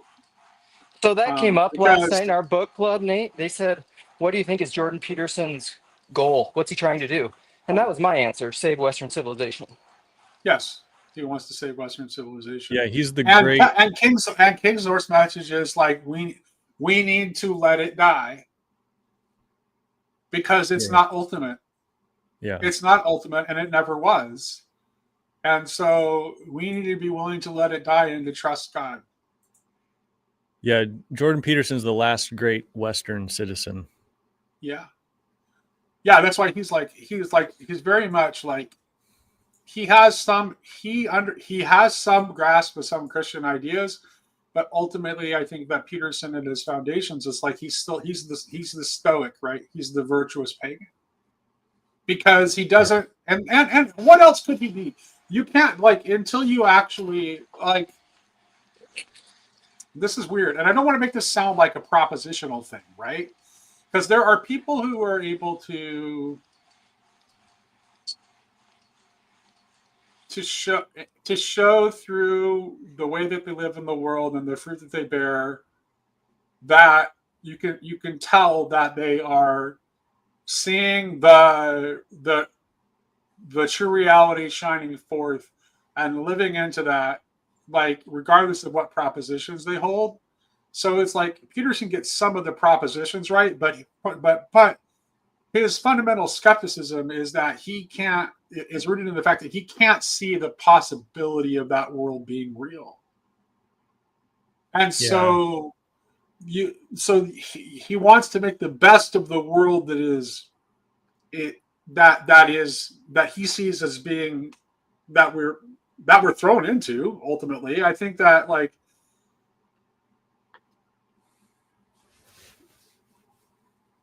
and I don't think that he can. I don't think that Peterson can imagine that he assented to his own being yet. And this is really why I think Job is such a powerful story, by the way. And this is where I would say this is where we can go a layer deeper than Girard in our analysis of Job, because that's what Job is ultimately also about, which is actually a deeper layer. Even during our conversation, I think that Girard's theory is powerful and that he's saying something powerful, but I don't think it's the deepest idea yet. And I think the deepest idea yet is the one that Job gets to, which is that ultimately we are not thrown into being, but we ultimately do assent, and we ultimately do say, "Even so, come." Yeah. And we do say, "Yes, God, even this life filled with suffering, I still assent wholeheartedly. Thank you, Father, for bringing me into being." Right. There's a image that I have, I think Job and I try to think about how Job and Christ are related, and there's some ways in which Job is like a type and Christ is a fulfillment of that type, but also I think the fundamental difference is Job is thrown in, so that thrownness, and Christ is almost super conscious of where he's going and what he's doing, and in that way they're almost mirror images of each other, and like you said, by the end, Nate, Job says, "I know that you can do all things," and I think that's what Job is saying when he says to God, "I know that you can do all things." He's saying, "Let it be unto me." But that's a whole process, and in some ways, in some ways, that's more accessible than the the sort of pure vision that Jesus seems to have of like, he's going to Jerusalem, he will be handed over and he'll be crucified and he'll die and rise again. Like he just knows that. And Job is sort of unconscious and blind in that regard. He doesn't know where he's going, but he's then sort of shown that. And so in this way, they're kind of like, they're mirror images. Jesus is on top of the water and Job is under the water. Yeah, So I think don't that's know. why. So, That's what. Oh, go ahead. Go ahead, Luke. so like what I was hearing, I want to represent my man Sam Tiedemann in this, and also talk about one of the lines. It's related to what you just said, Jess, but one of the lines from the liturgy that I struggle with because of conversations with Sam is, who didst will to become man without change. So it talks about Jesus willing to become man. However, there's some weird thing in there where like, and this is what Stephen D20's been talking about recently with like essentially quantum Jesus, is there, or like Schrodinger and the uncertainty principle and like wave particle duality and where is it and the uncertainty principle, anytime you look at it, it changes. I think that's also true of human beings. And so I think this is actually what Origin is about. And Father John Bear speaks about this really well with Sam, but like I have a really hard time in like a mechanistic linear causality thinking that there's some logos sarkos Jesus who then consciously wills to become a human being. I don't think that's how it works. And even Jesus as a man, I don't think that he transactionally knew what was going to happen and then like in a propositional articulable way for the joy set before him endured the cross despising the shame. I think he did all of it in faith. In other words, I think Jesus actually died and just trusted God, like Isaac with Abraham. I don't think he was like, well, I'll die and then I'll resurrect and it'll all be fine and it'll be like my ticket to the right hand of God. Yay. I don't think that's what Jesus did. And I think most Christians think that's what their death is going to be. And I just hard disagree. Yeah, I'm going through the Gospel of John, or we are, like, that's what our sermons are about on Sunday mornings at our church. And so I preached on a Sunday about a month ago, and I talked about it's during the Feast of Booths. Jesus gets up in the temple and he says, I am the living water. All who are thirsty come to me and drink. Like he says in a loud voice, sort of at the end of the feast. And it's drawing from the imagery of Moses striking the rock in the desert. And he's basically saying, I am the rock that is struck, so that you can drink and that you can quench your thirst. And, I am the living water and all that.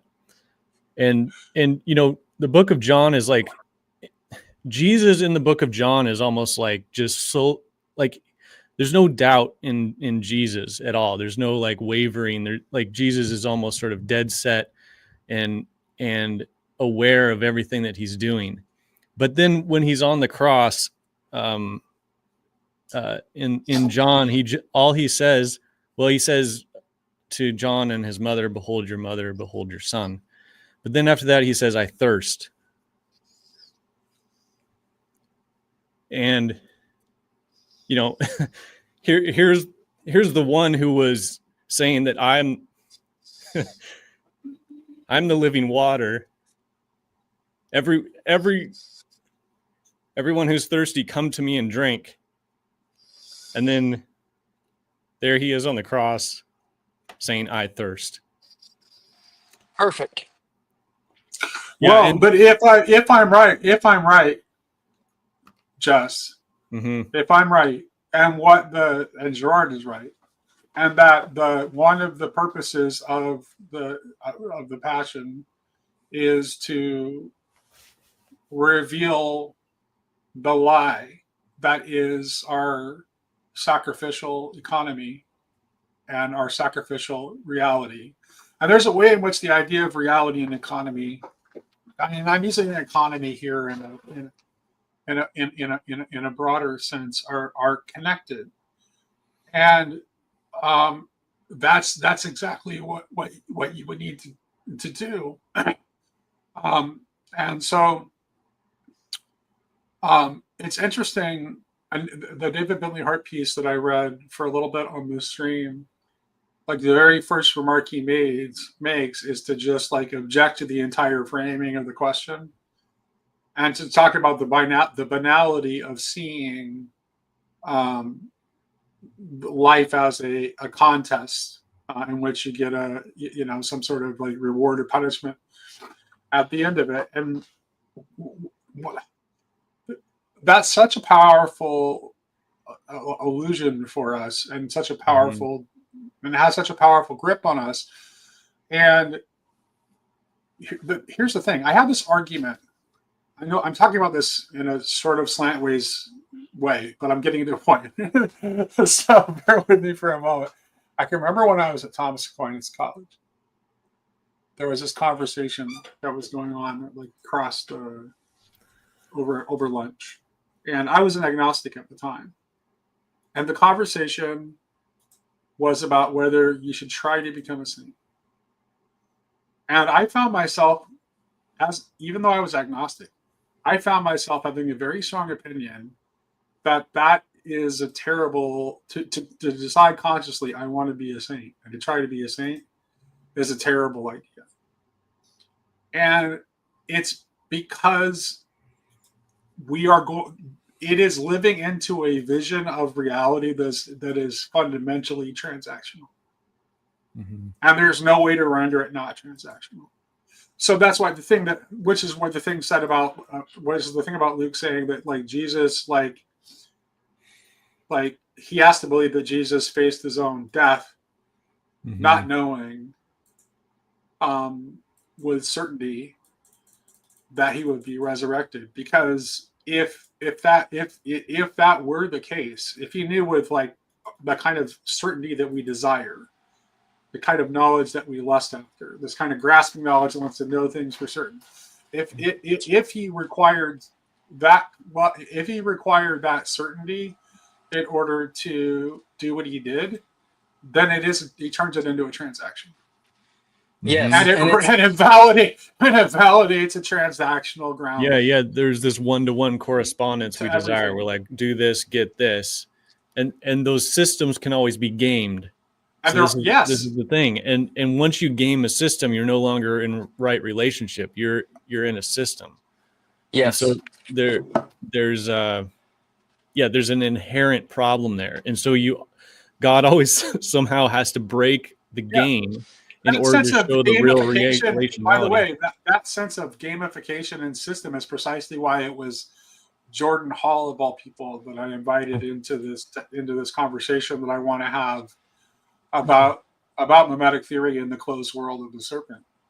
It's because like his previous work, like all of his game A, game B stuff is founded on a deep intuition of this, that the game itself is a trap, that there is something fundamentally flawed with the game to begin with, and it's like the solution isn't to play the game. It isn't to alter the rules of the game. No. We need a different game entirely. Okay, so give me 1 minute and then I'll go back to listening. So related to what you guys were just saying, this shout out to Rod Hare and to Jason Schweizer. I'm going to bring them in, their ideas through this personalist statement. But so Rod loves this quote by Rumi, which is like, essentially like, beyond the judgments of right doing and wrong doing, there is a field. I'll meet you there. And what I think that is beyond a moralistic framework of right and wrong and judgment. What that is in that open field that Sherry talks about, the open spaces, is forgiveness, where there is no favoritism, there is no right and wrong, there is just pure relationality and love. Yes. And that is where Jesus was. Certainty has no place there. Certainty is irrelevant there. It's the power. It's Tom Bombadil. He doesn't care. And here's why, Luke. Here's why it has to be that. Here's why it has to be forgiveness and reconciliation. Because in the closed world of the serpent, all are both victims and oppressors, universally, without exception. So forgiveness is the only possible answer. Because it's the only thing, it is the only thing that breaks the cycle. You need, so that this is why we need the voice of the victim who refuses vengeance. Not the one whose blood calls forth, right? Because Christ is not the victim whose blood calls forth. He is the victim that shows us the path of forgiveness that breaks the cycle.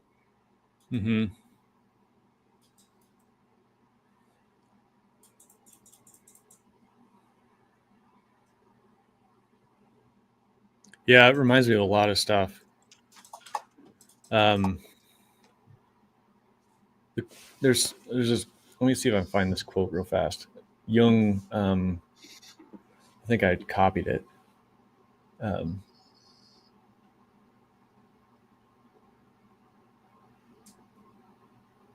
Oh, here it is. Maybe.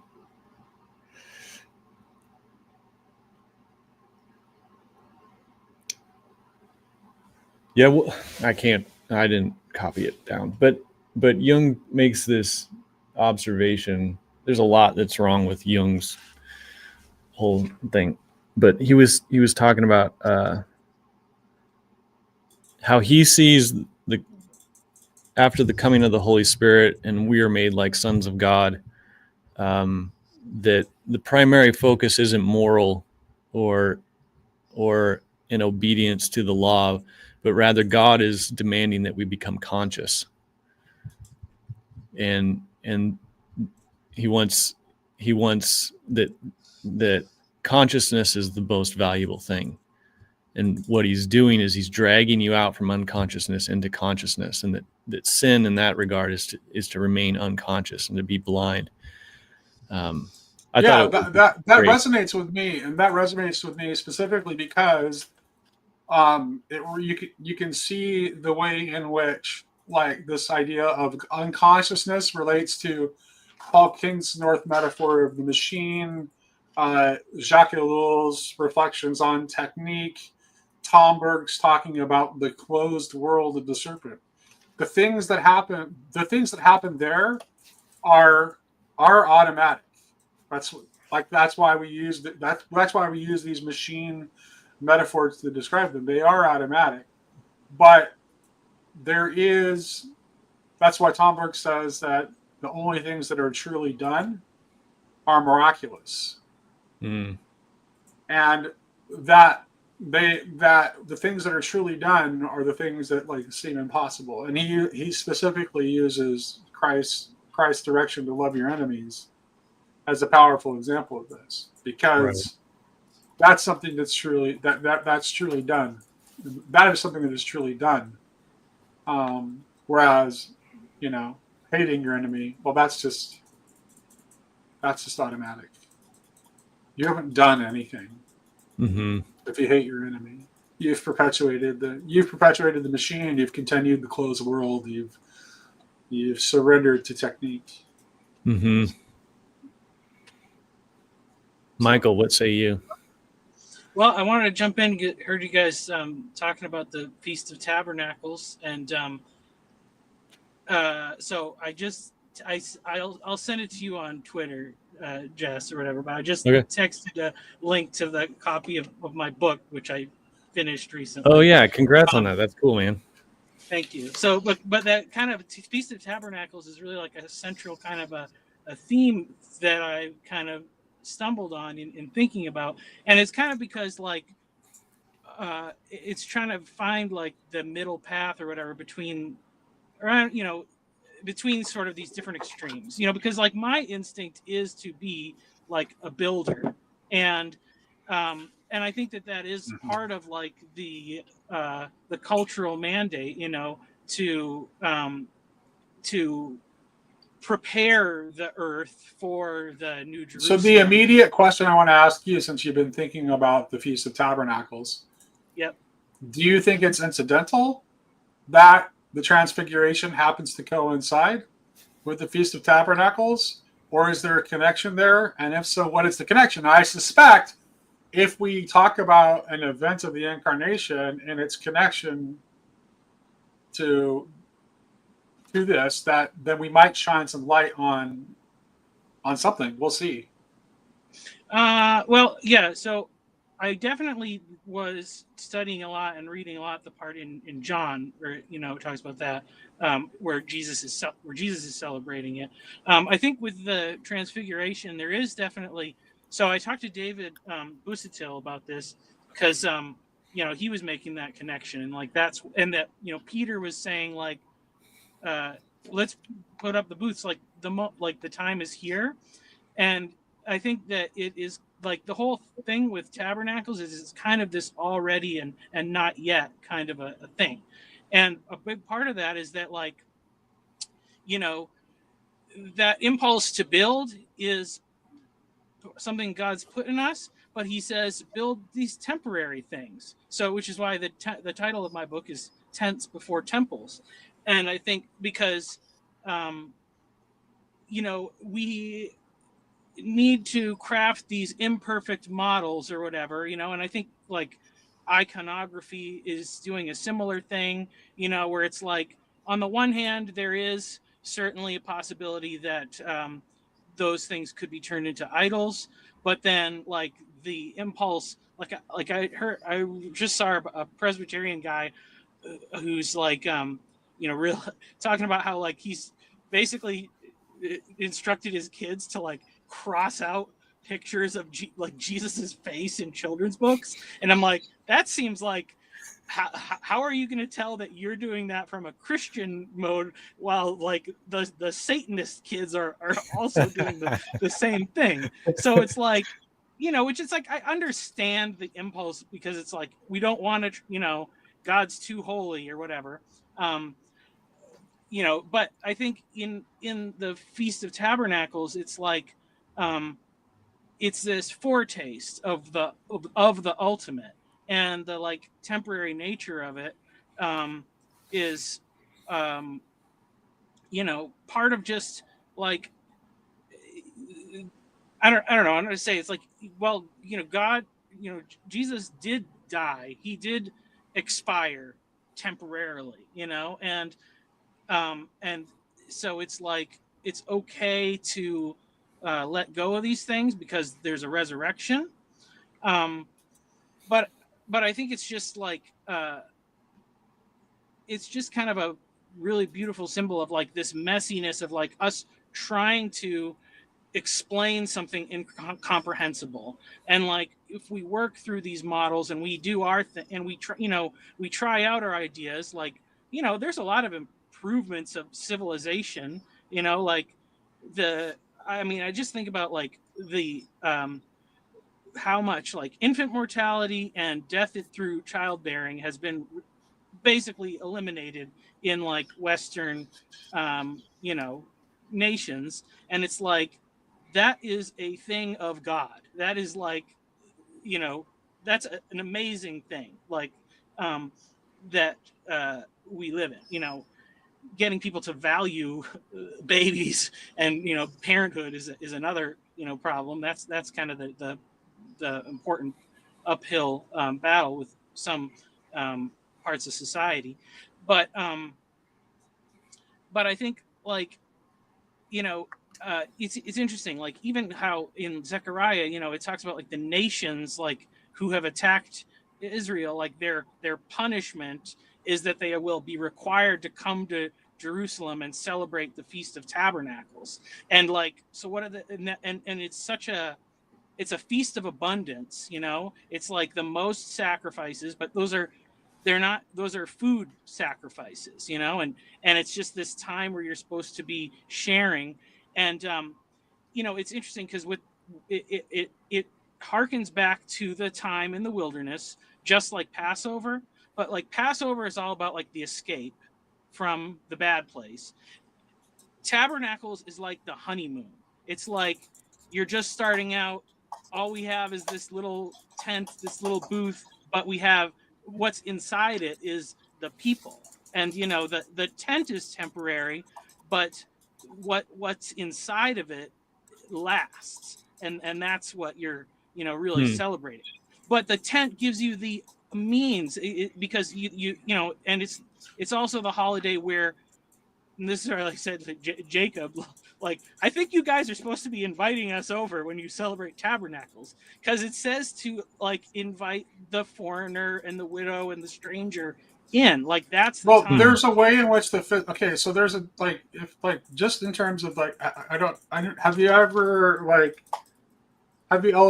actually celebrated Sukkot? Not so much formally. Okay, well, I have. My wife is Jewish, so I have. So I've actually helped put up the structure and set it underneath it. And one of the things about it is it has to be like, it can't even have actually like a complete roof. There has to be an opening. So there has to be an opening in the roof. So like, so this is, I can't imagine a more powerful symbol of what Homburg is talking about when he's talking about the closed world of the serpent versus the open world of the spiral, the world that is open to Sabbath, the world that is open to God, than that structure, right? Because it's quite consciously, it's like, okay, we have erected this temporary structure, but we have left space in it for God. And that's kind of like making space open for the foreigner. And it is a clear example of something that is done out of a cooperation with God. So it is not something that we have done. It is not something that we have done purely on our own. But, and on the same hand, but also because it represents the opportunity for the at least temporary dwelling of the transcendent among us. It is also done in that sense that Tom uses, where he talks about like only the miraculous is ever truly done, and everything else is just automatic, right? So we don't, the problematic building is the kind of building that we do automatically. Anybody who's right that we do yeah, and I'll mute myself because I got some background noise. Yeah, I mean that is like a theme I explore through the whole thing. And so like I wrote a really big section on economics, and it was really me discovering and thinking about it and how it's like, you have these different systems, they all sort of have these problems, which I think is just, I mean, that's just the nature of everything, is that you and like in some ways it's kind of like, I think Thomas Jefferson or whatever had said like he expected that like there would be a revolution in America like every generation or something, and I feel like in a way like that's the way things should be, because you do always have what you always do have is you have. Well, no, but we don't. We want an openness to we want. Okay, so if you have an openness to God, I think you don't have. There is no revolutionary spirit, because the revolutionary spirit like wants to topple everything and to visit violence. And to visit violence upon those that it feels has been wronged, et cetera, et cetera, et cetera. And which is precisely what we don't want. I understand what you're saying, where it needs to have an openness to continual transformation. Yes, which is what I was trying to kind of hit at, like the transfigure, like, so this is why I think there's a connection between the transfiguration, where the disciples see the true nature of reality, right? The Son of God revealed in His fullness. Like this is the ultimate goal of reality right here on display for you in this moment clearly. Yeah. Like there's a reason why that was connected to Sukkot. I don't think that's incidental. So yeah. I mean, and so some of it was like me thinking, like, just, because it is funny, like, because I do think that like there's a spirit behind the thing that's like obviously the particulars of like exactly how it's supposed to be implemented is there's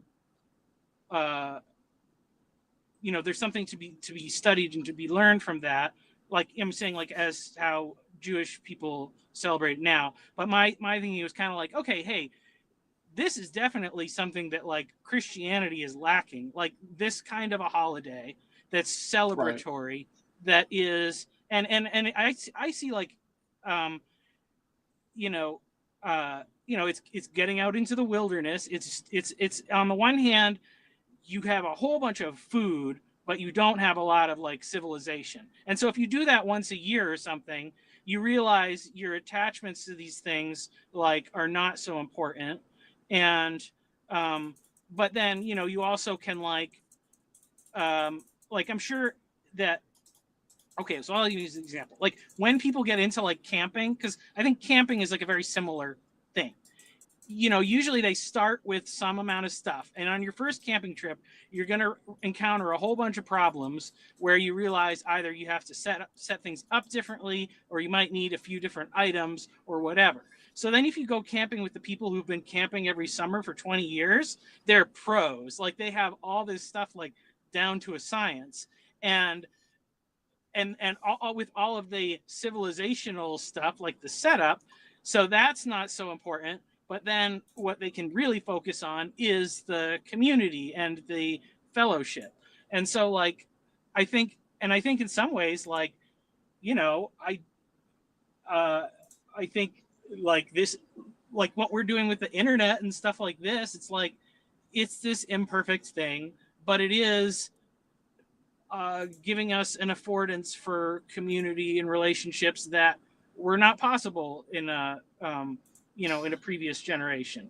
And so like, yeah, there's a lot of like stuff that can go wrong, but if we're doing it in the right spirit, and we're and if our aim is like growing the community rather than like, you know, dopamine hits or whatever, if we have the right spirit behind it, then we're gonna change and improve it like in a much better direction. Right. Yeah. I gotta go do a work thing, so all right. Thanks, Michael. That was good to talk to you, Michael. Yeah. All right. Well, I am starting to get tired. Yep, I need to do some work, so yep. All right. time to shut her down. All right. Goodbye, everyone. See you, Nate. Yes. Yep. Good talking to you. Yep. Grail country.